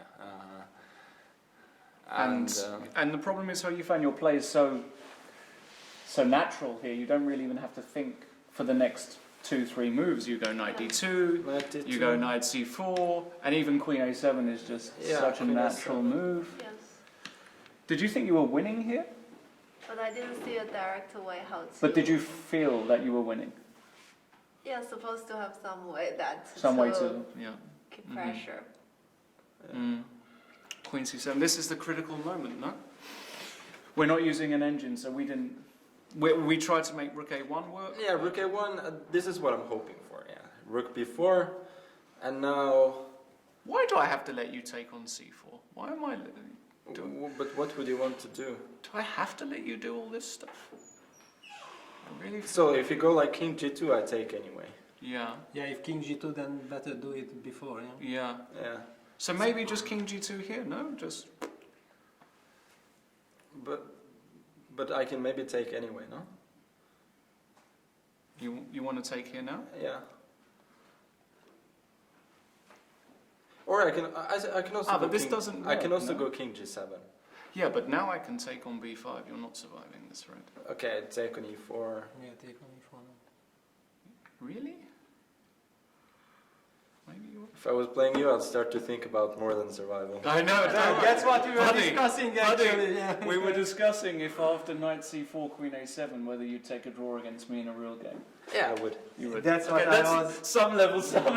It was that bad. We were thinking, okay, you might. Yeah. But here I can understand you wanting to play on. No, but here actually f3 might be very strong. No? With queen c2, And then yeah, Queen yeah, C2 of I get course, enough. Yeah, you take. You take and I get enough. Also, I don't have to take on c4 immediately there. I can go king g7, and it's not. yeah. So Yeah, so basically queen c7 was a very nice move. Yeah, because Yeah, well, only if it's connected with rook b4, because otherwise rook a1, rook a6 just wins. Just yeah, not even. Yeah, yeah. Not even any doubt, it just wins. But rook b4 and and then you know it's still a game. Well, if there's no rook a1, rook a6 here, then No, okay. 93 is 93 is still very good. 93. But we discussed like king g7, king g7 takes, 95 queen d7. It's ugly. It's very ugly, but it's not lost. Looks disgusting. Maybe knight b4 and then queen b6? Knight b4 might win, no? No, win not, but just to put the pressure. Why? I mean, okay, the game continues. I don't know. Rook c5. Rook c5, yeah. Queen b6. Queen c7. I would think about h5 as well here. Yeah, eventually you play h5 and Yeah. you try. No, it's not a complete not- disaster. Can I cheat? This is not good. Okay. Yeah. Okay, this is. I mean, it's. Can it's we not- cheat? Are you curious? Just 1 point. Okay, h4. 93.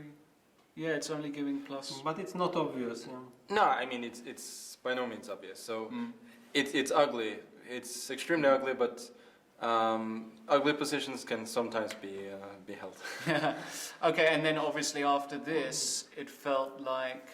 So you must have. Did you miss something here? Because the way b4 maybe at the end of this long forcing variation, or did you just think that?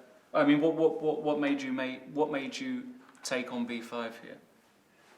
Yeah, Because- not really missed like the playing in the game, but just like I didn't find something really good. I was trying to think with 93, but didn't see like a clear variation.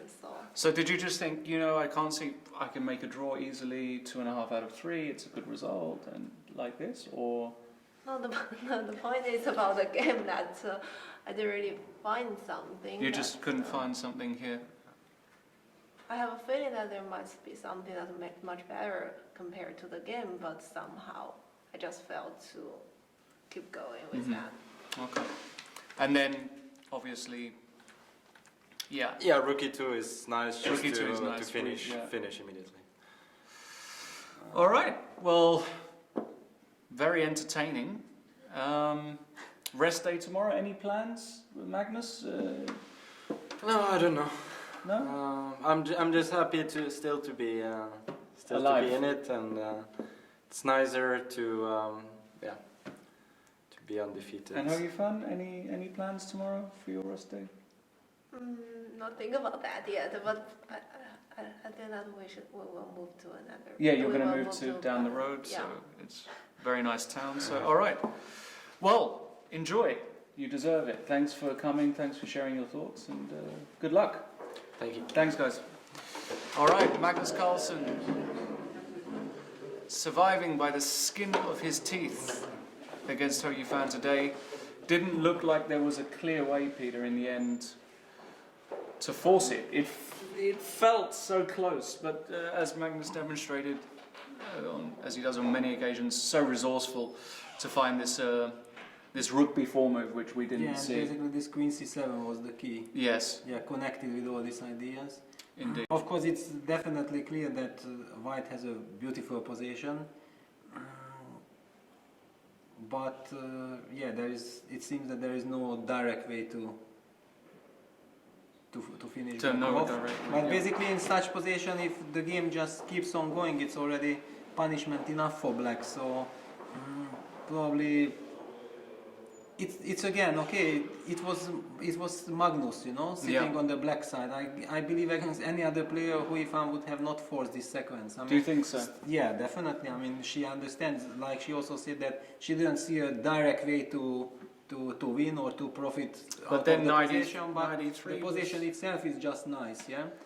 So you can just play this. But the presence of Magnus, I mean, and the point is that not only the presence of Magnus, but you also feel that he sees all these things. Yeah, when he plays this queen c7, I mean, Of course. first of all, he plays the knight on b7, which looks so ugly. Yes. But probably at the moment when he went knight b7, he has already foreseen that, you know, yeah, it looks ugly, but I'm gonna go queen c7, and against this rook when I have rook b4, yeah. and this is incredibly high class, and this is what the opponent suddenly feels, that wow, it looks like such a bad position, but he comes up with this knight b7, queen c7, and yeah, rook a1, rook b4, even that position was maybe lost for white. Yeah, after the rook takes c4, good. out of nothing. From nowhere, yeah. Then you calculate these things, and then you convince yourself that wow, after all, maybe the position is not that great. You know, you have to be also careful. And then Hui Fan, I think, spent also too much time and went down to 11 minutes. And then finally, it was kind of a practical decision to force the matters with rook b5. But definitely, Magnus was relieved because. Here the position just looks like a real torture. Yeah. And well, before the game, I think she would have been happy with a draw. To draw 2.5 out of 3, draw against Magnus can't be bad. So, but Magnus, as he said, he's still in it. 4 games to go. Exactly. Still has. And okay, he already finished 2 unpleasant black games. Really unpleasant, yeah. I mean, but he's not. Something is not. He's rusty. For me, Magnus, at the moment, he hasn't played for 3 months. He's making some slightly rash decisions. He's not quite in that form that we're used to. Yes, okay, but it can change easily. It can. And actually, it's also when you change venue. I mean, we are moving down to Baden-Baden. It can also give you a feeling like a new tournament starts. And in fact, he will have 2 whites still. So. Because the problem is, like Magnus also explained, he was very happy out of the opening, like we discussed. Course, I told you that actually he should be satisfied, and he admitted himself that he couldn't complain after the opening because he solved all his problems, but he solved them too easily and too quickly. And then all these thoughts that you would like to get more out of the position than probably you can carries you away, and suddenly you end up in such a very, very unpleasant position. Not easy to deal with, so it was really high class of defending that so convincingly. Let's go to the Fabiano game. Georg Meier only with 45 seconds left. Let's quickly get to the position. After queen e3, king g7 was played, f4 by Fabiano, rook g8, bishop c2, bishop b8, bishop b3, f5, and then finally Fabiano decided it was time to sacrifice something. Knight takes e6, f takes e6, gave a check, king h7. It's now on Fabiano. He's got 6.5 minutes, 6 minutes 10 seconds. Well, basically, it doesn't really look like a sacrifice. It looks like a winning sacrifice. It looks crushing. Rook takes e6. Rook now e6 on the board. or bishop e6. Rook e6. And Georg, with 37 seconds, has to find. Now, this is obviously a huge threat. Yeah, and queen f6 is also a threat. So if rook g7, queen f6, it might just be made. It just looks like mate. Unless. I mean, okay, bishop e4 check is forced. Yeah, bishop e4 check is forced. And then the question is if you take 17 seconds. Georg Meier. Georg has to calculate. Now he has to give a check. I mean, it's 30 seconds. It's check. It's good. Yeah,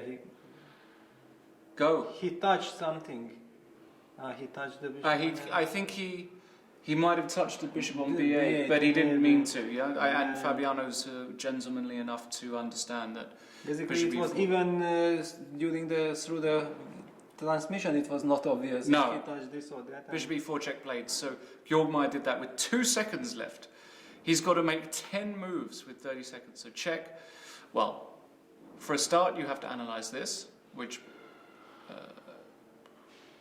Well, please analyze it with 30 seconds on the clock. Yeah, basically he calculates. One can see how hard he's working over the board, but this he also has to rely on his intuition how to try to hang on. Yeah, but it feels like it should be a win. This one here. Yeah. Rook e4. Rook e4, f e4, queen takes e4, check. Obviously. Yeah, queen f5 does not work. Queen f5 doesn't work for because numerous reasons. Minimum you can win back everything with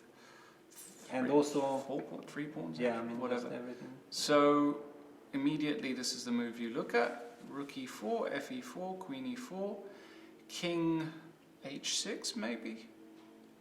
At least we're covering every check. King h8, king h6. and even this, but.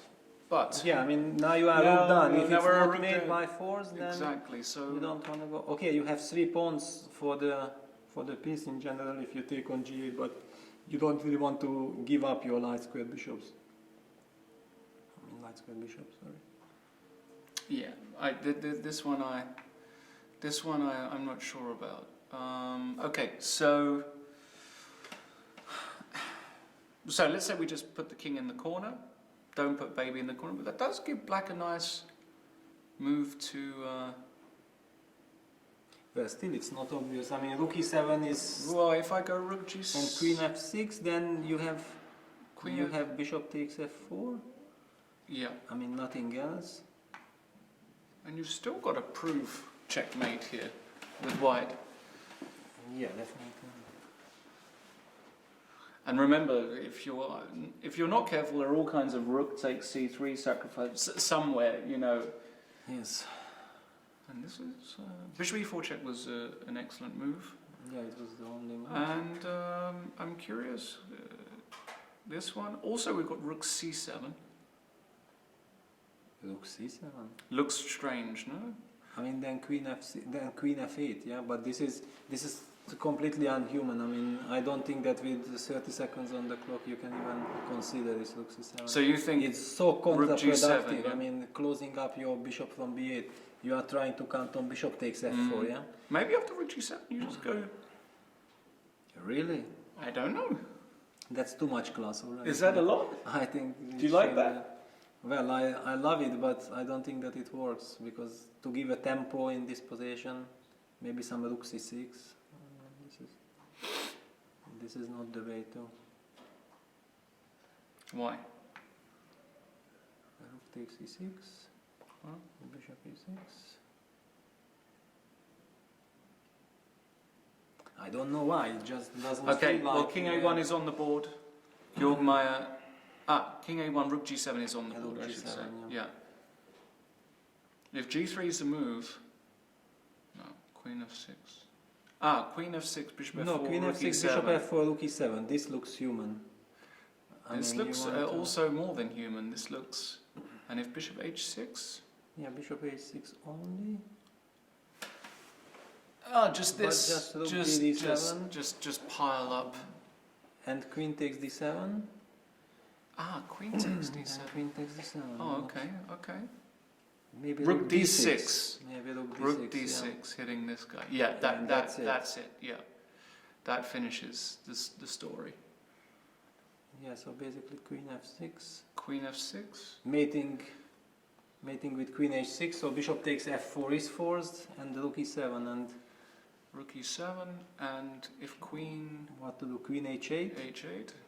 Queen h8. But now rook d7. d7 should really end the game. Bishop h6. Hold on for dear life. Okay, still rook d6 or not? No. Yeah, and also queen g6 mate is threatening. I mean, rook d6 and I mean, this rook is not participating. This no, because generally speaking, you could remove now your bishop, yeah? Yeah. After... and what happened? He went rook d8. Rook d8 is also very strong. Okay, rook d8, but rook d8, queen a6. And now what happens if I go rook h8 check? Is this too much? If I take? Take and check. King g8. I mean king h7, sorry. King h7 and check. Check, rook takes. Check. Oh, yeah, no. rook g7 and bishop h6. Then you oh my goodness, then I lose. Give all and he's got mate in one here. I could lose this. I would lose this, I'm sure. Is there a move? Surely. Okay, it's crazy. Is there a move? Position is completely out of control because now I'm not sure that white really has a quiet move. Queen takes g7 Queen check. g7 is possible, but is it made? Because you have all kinds of rook e7 check first. Yeah, also, I don't know which rook. But rook e7 seems to be only King perpetual. f6. Rook f7. King g6. And also king e5 you have. Oh no. Rook e8, king d6, rook e6 mate. It's a beautiful mate. Oh my god. Here? Actually. Yeah, rook f7 Rook check, f7. king e5 would be a blunder, rook e8, king d6, rook Wow. e6 mate. Wow. But you can go the other way. What did he do? Rook e8 played. So after queen f1 he just wants to go Rook bishop e8, d1. queen f1, just bishop d1. Simple. Yeah, I mean bishop d1 is there. Bishop d1 is there. Bishop d1 is there. And well, you'd have to give, I suppose. Yeah, but then okay, just two bishops and the mating attack is still on. Yeah, that's a very good practical move. So Georg with how many? Georg has got a minute. No, there's nothing here. Yeah, rook h8 is just Yeah. too strong with a strat. Nice, very nice game by Fabiano. Probably his best game for a long time, actually. It feels like h4 was beautiful. And Well, basically the whole idea with starting with this 12 move bishop g5, it was first of all a very deep preparation because it was far from obvious what is it. yeah, And then the way he kept the pressure and this bishop e5, knight d7, bishop f4 maneuver, h4, I mean everything. From Very the outside nice. it looked Yeah. very impressive. Okay, so we expect Fabiano to win that. Matthias Blubaum, in the meantime, is... Well, they've reached move 40, and But this looks lost, no? Or not? looks lost for white, Yeah, looks lost for white. Or not? unless he's just in time, somehow. Okay, with some rook b6, you know. Rook b6. But I mean b2 and then rook a1, bishop h3, f4 check, yeah, and rook f2. Holding on like this. Oh well, we'll just put that on the board. So here, rook a1, this would normally be winning, but f4 check, and rook f2 would... But actually white is stalemated, so maybe instead of king f6 you can go king f5 and rook f2, king e4. And what does white do? It's completely pegged. And I can just take f5, king f6. takes... Yeah, but I just take king takes e3, then I take on d4 and come back and push my d Yeah, pawn. also winning. It might be... So it looks as though Arkady also winning, and I believe queen f1, bishop d1, and resigns by Georg Meyer. Yeah. So we'll get Fabiano in here. A brilliant performance. Brilliant. Brilliant game. Brilliant game. Matthias, this one is completely hopeless. Actually, this line is... This is beautiful. This is very easy to see also. Yeah, it's very easy to see, but it's now after the time control, so he has all the time in the world to calculate this and first have a tea, take a walk and then come back. Yeah. Because in fact it's Matthias is sitting at the board. Matthias is looking very, very disappointed. You can see slumped in his chair. Yeah, and Arkady is walking. Arkady is walking, and it's really kind of... yeah, but somehow with this knight b7, we felt like Yeah. white lost momentum and lost control. Yeah, lost control, because then it was clear that white is kind of fighting for equality already. Yeah, and Arkady eventually did get his pawns rolling. Yeah, this is already gratis attack on the king side and extra pawn, what else you need. Right. Yeah. Yeah. Went very wrong for Matthias. Yeah, and I believe we're going to be joined by Fabiano and maybe Georg. Okay. Come. Join us. All right. So we are joined by Fabiano Caruana, Georg Meyer. Fabiano has won today. Congratulations, Fabi. Commiserations, Georg. This was perhaps the most interesting game of the round in many ways, because you played the opening very fast, Fabiano, and this concept of bishop g5 and coming round to g3. Yeah, I think c3 is a new move, or I'm not sure exactly where the new position starts, but yeah, probably c3. You played against h4, yeah, again, recently, and bishop h4 is less direct, but I mean, black still has to solve the problem of developing the pieces. So this move is just aimed against Queen C7. Yeah, this is, I think, a very important move. And now it's hard for black to find a move. I mean, there's bishop takes f3, but it's very dangerous. Gf3, cd4, and there's a bunch of dangerous moves here. So it's, I mean, I don't think it's very practical to play this way. I think Georg played the correct way, rook c94, rook c5, and I couldn't remember exactly what we had wanted to do, but I just knew that this idea of bishop e5 and bishop f4 to gain a tempo and to prepare This g4. is beautiful. So this was all done at home, basically. I have this position, but I don't remember what I wanted to play. I think it was rook e1, but I don't remember exactly. Okay. Yeah, somehow from the outside we felt like both of you guys are playing incredibly precise chess. I mean, it was clear with bishop g6 that this is some really high-class preparation, but also the way Georg reacted with this cd, rook c5, queen c8 felt like it's, really the very best good. way to play, Yeah, very good defense. Yeah, Queen C8 bishop. So in here I had a Yeah, long... I actually have a question. If you Yes. go f4, like... Knight d7 f4 is what we were looking at. Well, I was thinking about this forever, and then I came up with something really obscure. I wanted to take on e5, fe, bishop d8, and what I calculated was bishop c2, bishop c7, queen d3, g6, queen g3. Now it looks like I'm losing, but queen b8, and b8. Queen b8. Queen b8. And after 96, bishop e5, and if the queen goes to a white square, like g4, h3, bishop c8. Wow. Sorry, queen takes g6 is not possible? Instead Bishop of g6? Or No, here after bishop takes e5, queen takes... Ah, sorry, the bishop is not on b3. Ah, sorry. Yeah. but wait, is bishop g6 possible instead of 96? I thought the same, bishop e5. Yeah, I'm just, I mean, there Of course I could have missed something, but this is what I was spending my time on. I mean, so queen g4. Yeah, but then I can go bishop g7 even. Bishop And I will have g7, rook g5. I didn't calculate any of this, but if, I mean, it looks dangerous, but I didn't like f4 conceptually. I don't know. I assumed after 95 fe5 you would have a way to build up g6 and get the bishop to g7 somehow. But maybe it's very difficult for black. Yeah, maybe f4 was an interesting way. But this was also very interesting. Bishop f4, knight f6, and now probably... g4 is maybe more direct. Yeah, we were looking at g4, but we thought h4 was brilliant.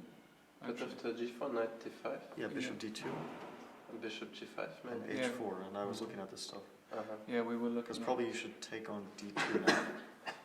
Queen d2 and like rook d8 maybe to try to get some This sacks. looks bad for me. Yeah, it doesn't. I mean, if rook c3 is never working, then okay, g5. I don't know. Maybe not g5 No, immediately. g5 maybe I can play because the rook c3 doesn't really have a threat. I can just keep taking. Just ignore it. G Right? h3 probably very bad for black. But I mean. So why did you reject after g4? g4? I didn't know what after rook d8. I'm gonna. Rook d8 immediately. Yeah, I didn't want to play h4 and bishop e5. Maybe bishop e5 here. But again. But then I can go knight d7. Yeah, knight d7, and I go back to g3, and I wasn't sure if it's what I wanted, but still looks like you have some problems to solve here. Yeah. Anyway, But you played h4, which is still... Yeah, rook d8, bishop e5, and here I was expecting knight d7, or I wasn't sure because it's... And it's, the sack doesn't work, or...? Well, I couldn't make it work, so I was actually just going to go back and play a different move. Okay. So bishop g7 is interesting. King g7, queen g4. Double sack doesn't work, I don't think. Take, and bishop f6. But no, but then G4 queen g4 and queen then g6. king f8. King f8. Yeah, King goes f8. to f8. And let's just put that on the board. So we were looking at this. Yeah, bishop f6, I think. Bishop f6 here. King f8. King f8. And I almost wanted to suggest bishop b3, but it's on this. No, but there's bishop h7 here. And I was looking at bishop h7, and I think black should play knight e5. Because if bishop g7, queen e6 is made. It's very sad, but it is made. No. Knight f6, queen e7. Knight f6, queen e7 is just made. But there's knight e5, and I mean, I just end up down 2 pieces, which is not what I want. Knight e5 here. And he just covers everything, right? Yeah. So I mean, I spend most of my time looking at take, and queen g4. Okay. King f8, queen h4. And King here f8. after And now here where? queen f4, which Queen has F4. an enormous amount of threats. Bishop f6 is the only move, I think. And now rook e6 is interesting. Take queen h6. I think this forces black to go king e7, queen h7, king d6. But on the other hand, I have sacked all my pieces, so You have I didn't see how I survived. You've given up everything. I can start to take stuff back, but I probably end up down 2 pieces at best. Right. So couldn't make this work. I was just going to go bishop f4. Okay. Well, he went h5, which... Yeah, because, well, I couldn't spend more time on this. So I was not a big fan of h5, but I thought at least I'm doing something concrete now. Yeah. No, I mean, it's positionally motivated, but it's still also very risky because now I get easier. I mean, my attack comes a bit faster. Yeah, and then... Yeah, queen e3. Bishop f8? I mean, no, bishop f8, I think G4 f4, is f4 just... or g4. Yeah, g4 probably I'll play. Yeah. So king g7, f4? Yeah, now it's very interesting. I thought queen c7 maybe was a better try, but not sure. I mean, I was going to probably just play like g3 here. The rook on c5 is a little bit misplaced. Yeah. So rook g8. Interesting. So rook g8, bishop c2. Yeah. And then Well, finally... I mean, I was actually at first thinking that maybe e5 was possible, but then I realized that... e5 here? Yeah, I mean, I can't play knight f5, but I take it, and even though black starts to get active, he just remains with a lot of weaknesses. Queen... I think g3 is strong. Queen g3, and then if king wherever, I play queen f4. Wow. And then queen h6, probably with a very strong attack. But maybe something positional is also good. I mean, maybe f5 is really the best move because at least this forces me to go for something concrete. But it looks... I mean, I really wasn't sure. We're not using an engine, so we have no idea whether this works or not. I wasn't using an engine either. Yeah. That's why we thought it's fair. We thought it's... Yeah.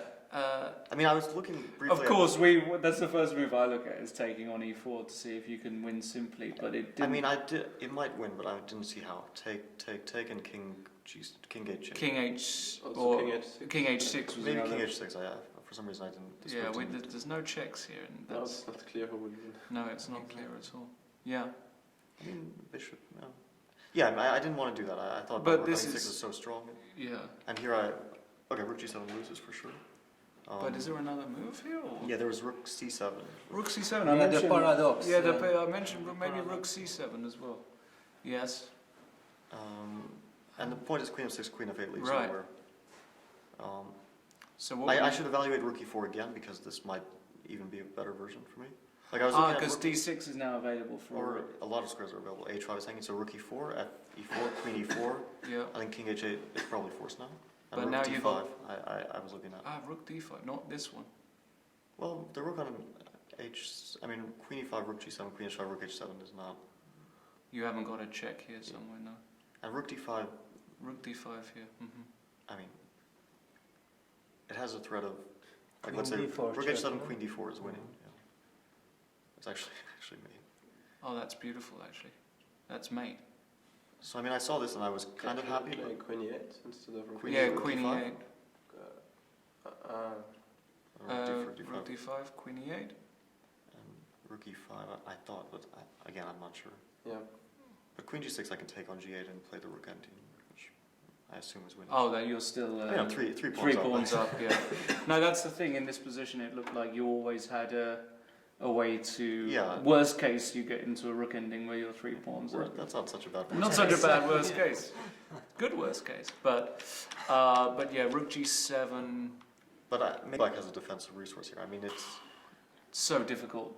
Yeah, with 30 seconds, I think it's a very difficult task. At least I didn't... Rook c7 seemed like the best try to me. Maybe queen f8, I'm not sure. But then rook f6, I mean, you have to keep calculating all these moves. Yeah. This is probably winning. Looks very difficult. So.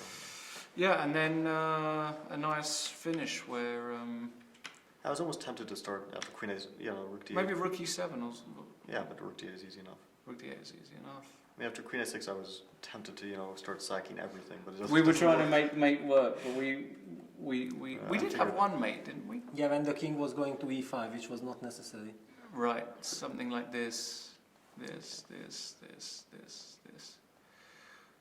and mate. Yeah, But nothing was forced. But nothing was forced. It's probably just a draw. yeah, after King G6 or... I don't know, King G6 is the same position. Maybe it is mate. No, but King F6, Rook F7, King G6 is definitely a draw. Yes, and then just king h6. Anyway, I thought, well, should I do this to myself? Yeah. So, okay, well, I think it's a very, very good game from both of you, actually, and just Gil, maybe, I don't know where it went wrong exactly for you today. Well, of course, from the opening perspective, I should go knight d7 if I can. Oh, you should just repeat with knight Yes. d7 and then ask Fabiano if he wants to ever go crazy with bishop Because like I h7. said, if I had more time, I would just figure it out, but I don't know, I had like 15 minutes left, Right. and I just decided to go h5. All right. Well, it was still very, very entertaining game. So thanks for coming, and good luck. Rest day tomorrow, recharge, and then over to Baden-Baden to play. So thanks, guys. Thanks. All right. 3 down, 1 to go. Fabiano Caruana wins, and it looks as though Arkady Naidic as well is going to secure the full point shortly. Peter, this position is finished. Can't stop the B pawn, can't stop rook d1. I mean, king is cut off. King is cut the off. First rank, and the b pawn is just queening. So. Arkady giving him the eyes like, come on, buddy. It's over now. No point carrying on. Which is another huge win for Arkady with black. Yeah, Actually, absolutely. then he will be 2 out of 2 with black. Yep. And he'll be in second position. Yes. With Fabiano and with Levon. With Levon, yes. So, yeah, and be quite strange. Magnus Carlsen will just be, Against 3 decisive games. Yeah, Against again, three decisive again, games, 3 incredible. decisive. So we'll have 9 decisive games and 3 draws. Quite amazing. And New world record, maybe. I'm not sure if it's a world record. But Well, in an elite tournament, I'm not sure that this. no, it's not a world record. No. No. Well, I don't know. I mean, Well, it we feels can like check. 12 games and 9 wins, 3 We draws. could, the Twitter sphere, you help us out. 9 wins and 3 draws in such an event. Has this ever happened? I think it cannot. Maybe in none of the events you've played. Well, they're definitely That's not. for sure. But anyway, I mean, this number. 9 just- draws and 3 wins. Pavel Elyanov is tweeting us. It seems that the quality of Grenke chess games is not much higher than Zurich Classic so far. Too weak, too slow. Bit controversial there by Pavel. Not sure what he means. I think the quality has been brilliant so far. Well, I mean, okay, but there is a point because in order to win games, the opponent has to make a mistake. So, of course, we are treated to an incredible show, but it's clear that players are making mistakes. Right. And usually that's the point, that in a classical game, you are given the time, so you are able to play extremely precise chess.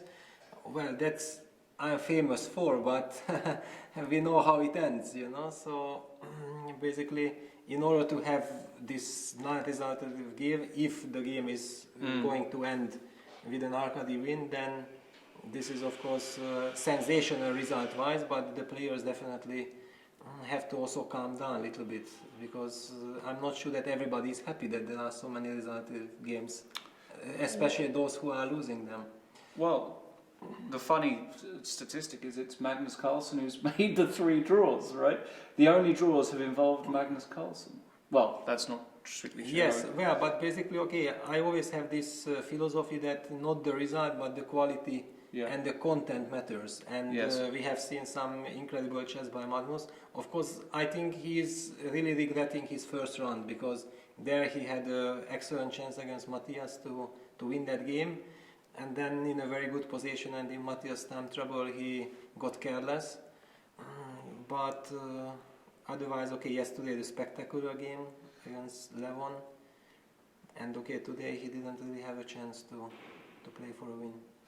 Well, he's played f5. Black can just take a bishop. That's pretty straightforward. And b2, and you can't stop. And Matthias will resign here. No, he always plays until the last move. I've noticed now. He'll wait for this, and b2. I don't think Arkady is cute enough to take on e6. He'll play b2 pretty much immediately. There are no checks. b2 will seal the game. No, he's not going to play on now, surely. Yeah. No, that's enough. Resign. And resigned. So Arkady Naidic wins against Matthias Bluebaum, drawing with Magnus in the first round, losing the next 2 games. It's tough playing at the top, you know? Yeah, definitely. I mean, there are no easy games here, and every game takes incredible amount of energy. Already by preparing for the games, then playing the games, it's after the game to handle the result, whatever it happened. If you win, then you are euphoric. If you lose, you are desperate. So you just have to try to stay calm all the time. Whatever happens, it's a tough job.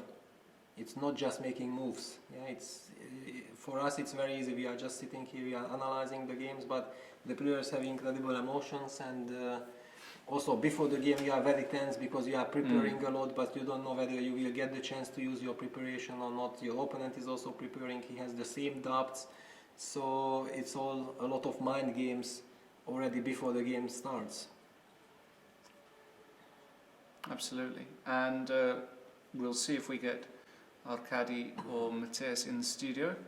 Perhaps in the meantime we can bring up the games for not tomorrow, but for the day after, the next round, which will be round 4. Tomorrow is a rest day, where the players will move down the road to Baden-Baden. Beautiful little place, lots of historic landmarks there, and obviously the home of the strongest chess team of all time, actually, not just in Germany, but yeah, just definitely. for sure. I wonder what the strongest Baden-Baden team that's ever been put out has been. Probably an average rating of 2750 or so, probably something crazy. I don't know, I don't know, because they always, usually on the last board, sometimes they loosen up a bit, because they feel that it's already not necessary to have a 2750 player playing on the last board. But by knowing that Arkady plays many times on the last board, it already says it all. It says it all, exactly. Yeah. So yeah, we'll just get confirmation if they're going to come and see us. Yeah, it will be interesting to ask the players how did they really evaluate the position there after this move 15, bishop takes before knight d3, because it was clear that white should have enough compensation, but was also not exactly clear that how to continue. And then somehow this choice with knight b7 and taking on d6 was, practically speaking, definitely wrong, because it basically eased Black's this felt play. wrong. Yeah, it felt like suddenly he gets a free hand, all his problems are solved. E4 was interesting, B4 was interesting, a lot of interesting ideas, but spending 3 moves just to eliminate this bishop, and the queen got to a perfect square, and then basically the point is that the bishop on d7 is even much better than the g2 bishop, because the bishop on d7 is doing a lot of, a good job defending the weaknesses, and now here it was clear that it's over. Yeah, and then it went downhill rather quickly. There's an overview of the tournament hall. Of course, the Open finishes today. You'll be curious to know who actually won the Open section, but here are the games for the Classic tournament. Big game. Magnus Carlsen against Fabiano Caruana. Magnus with the white pieces on Tuesday. We also have Vachier Legrave against Ho Yifan. How is she going to do against Maxime? Maxime also has kind of been not so stable this tournament. 1 point out of 3, one yeah, win he against lost. Blue He Bar, lost 2 black games. He no, lost- no, he lost with white in the first. He lost round. with Yeah, white, he lost with exactly. white. He lost with white in the first round White. and struggling a bit. Levon seems to have found his feet after a very convincing win today.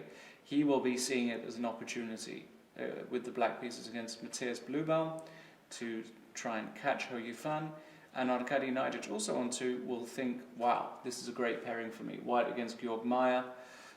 Yeah, I mean, I really feel opportunity. sorry for Georg because yesterday he had a very good game and he was close to, I would not say winning, that's too harsh, but I mean, really it looked extremely good and he has played a strategic masterpiece and then lose like this and then after such a disappointing loss suddenly he has 2 black games, one against Caruana, and we have seen that basically today Georg played a good game, but Fabi was just way too strong. I mean, he played incredibly strongly, and finally won very convincingly.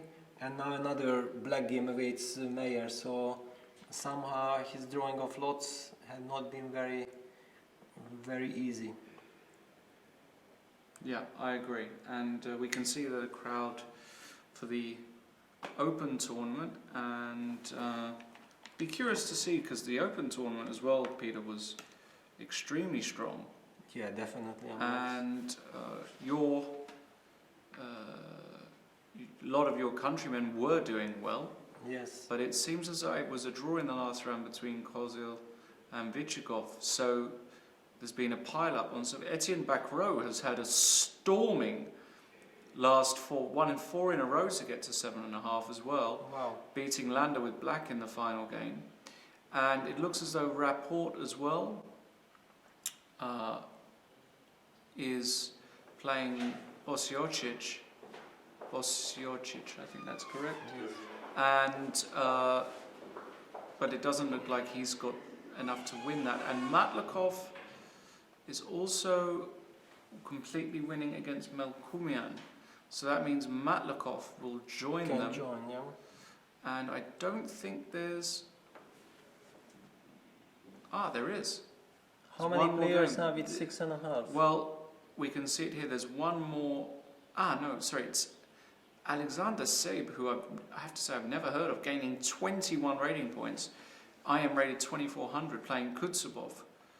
And if he were to beat Kutsubov, he would also join them. But it seems as though he's never winning this with black, but it looks like he's making quite an easy draw. This is a very well-known... Yeah, this is a very well-known... And what is Niels doing?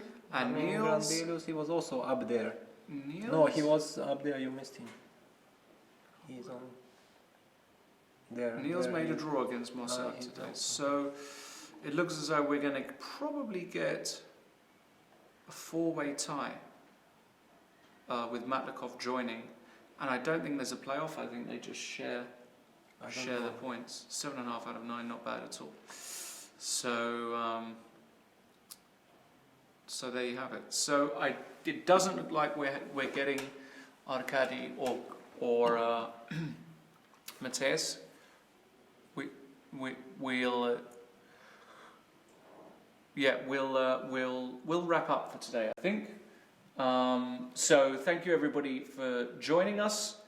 It's been another outstanding day of chess. 3 more decisive victories. That's 9 decisive games and 3 draws for the tournament. It's been absolutely brilliant. We're not here tomorrow, rest day tomorrow, but when you do rejoin us on Tuesday, I beg your pardon, it's Wednesday. I keep on saying Tuesday. Tuesday is tomorrow. Yeah, exactly. Wednesday. Wednesday's the next round. You'll be joined by none other than Super GM Jan Gustafsson, fresh from his great result down in the Thailand Open. He'll be here with Peter Leko, taking you through the remaining rounds. It's been a pleasure, Peter, I have to say. Thank you. I've really had a lot of fun. The time has flown by these rounds because we've been very lucky with the games as well. Definitely. I mean, it was very, very entertaining. Yeah. I mean, it was just spectacular. Yeah. Let's hope that it continues in this spirit. Absolutely. In the meantime, of course, remember to check out all of Chess24 content. Follow them, sign up, become a premium member, do what you've got to do to get the best of the content on the site. and we look forward to seeing you again on Wednesday. So until then, take care.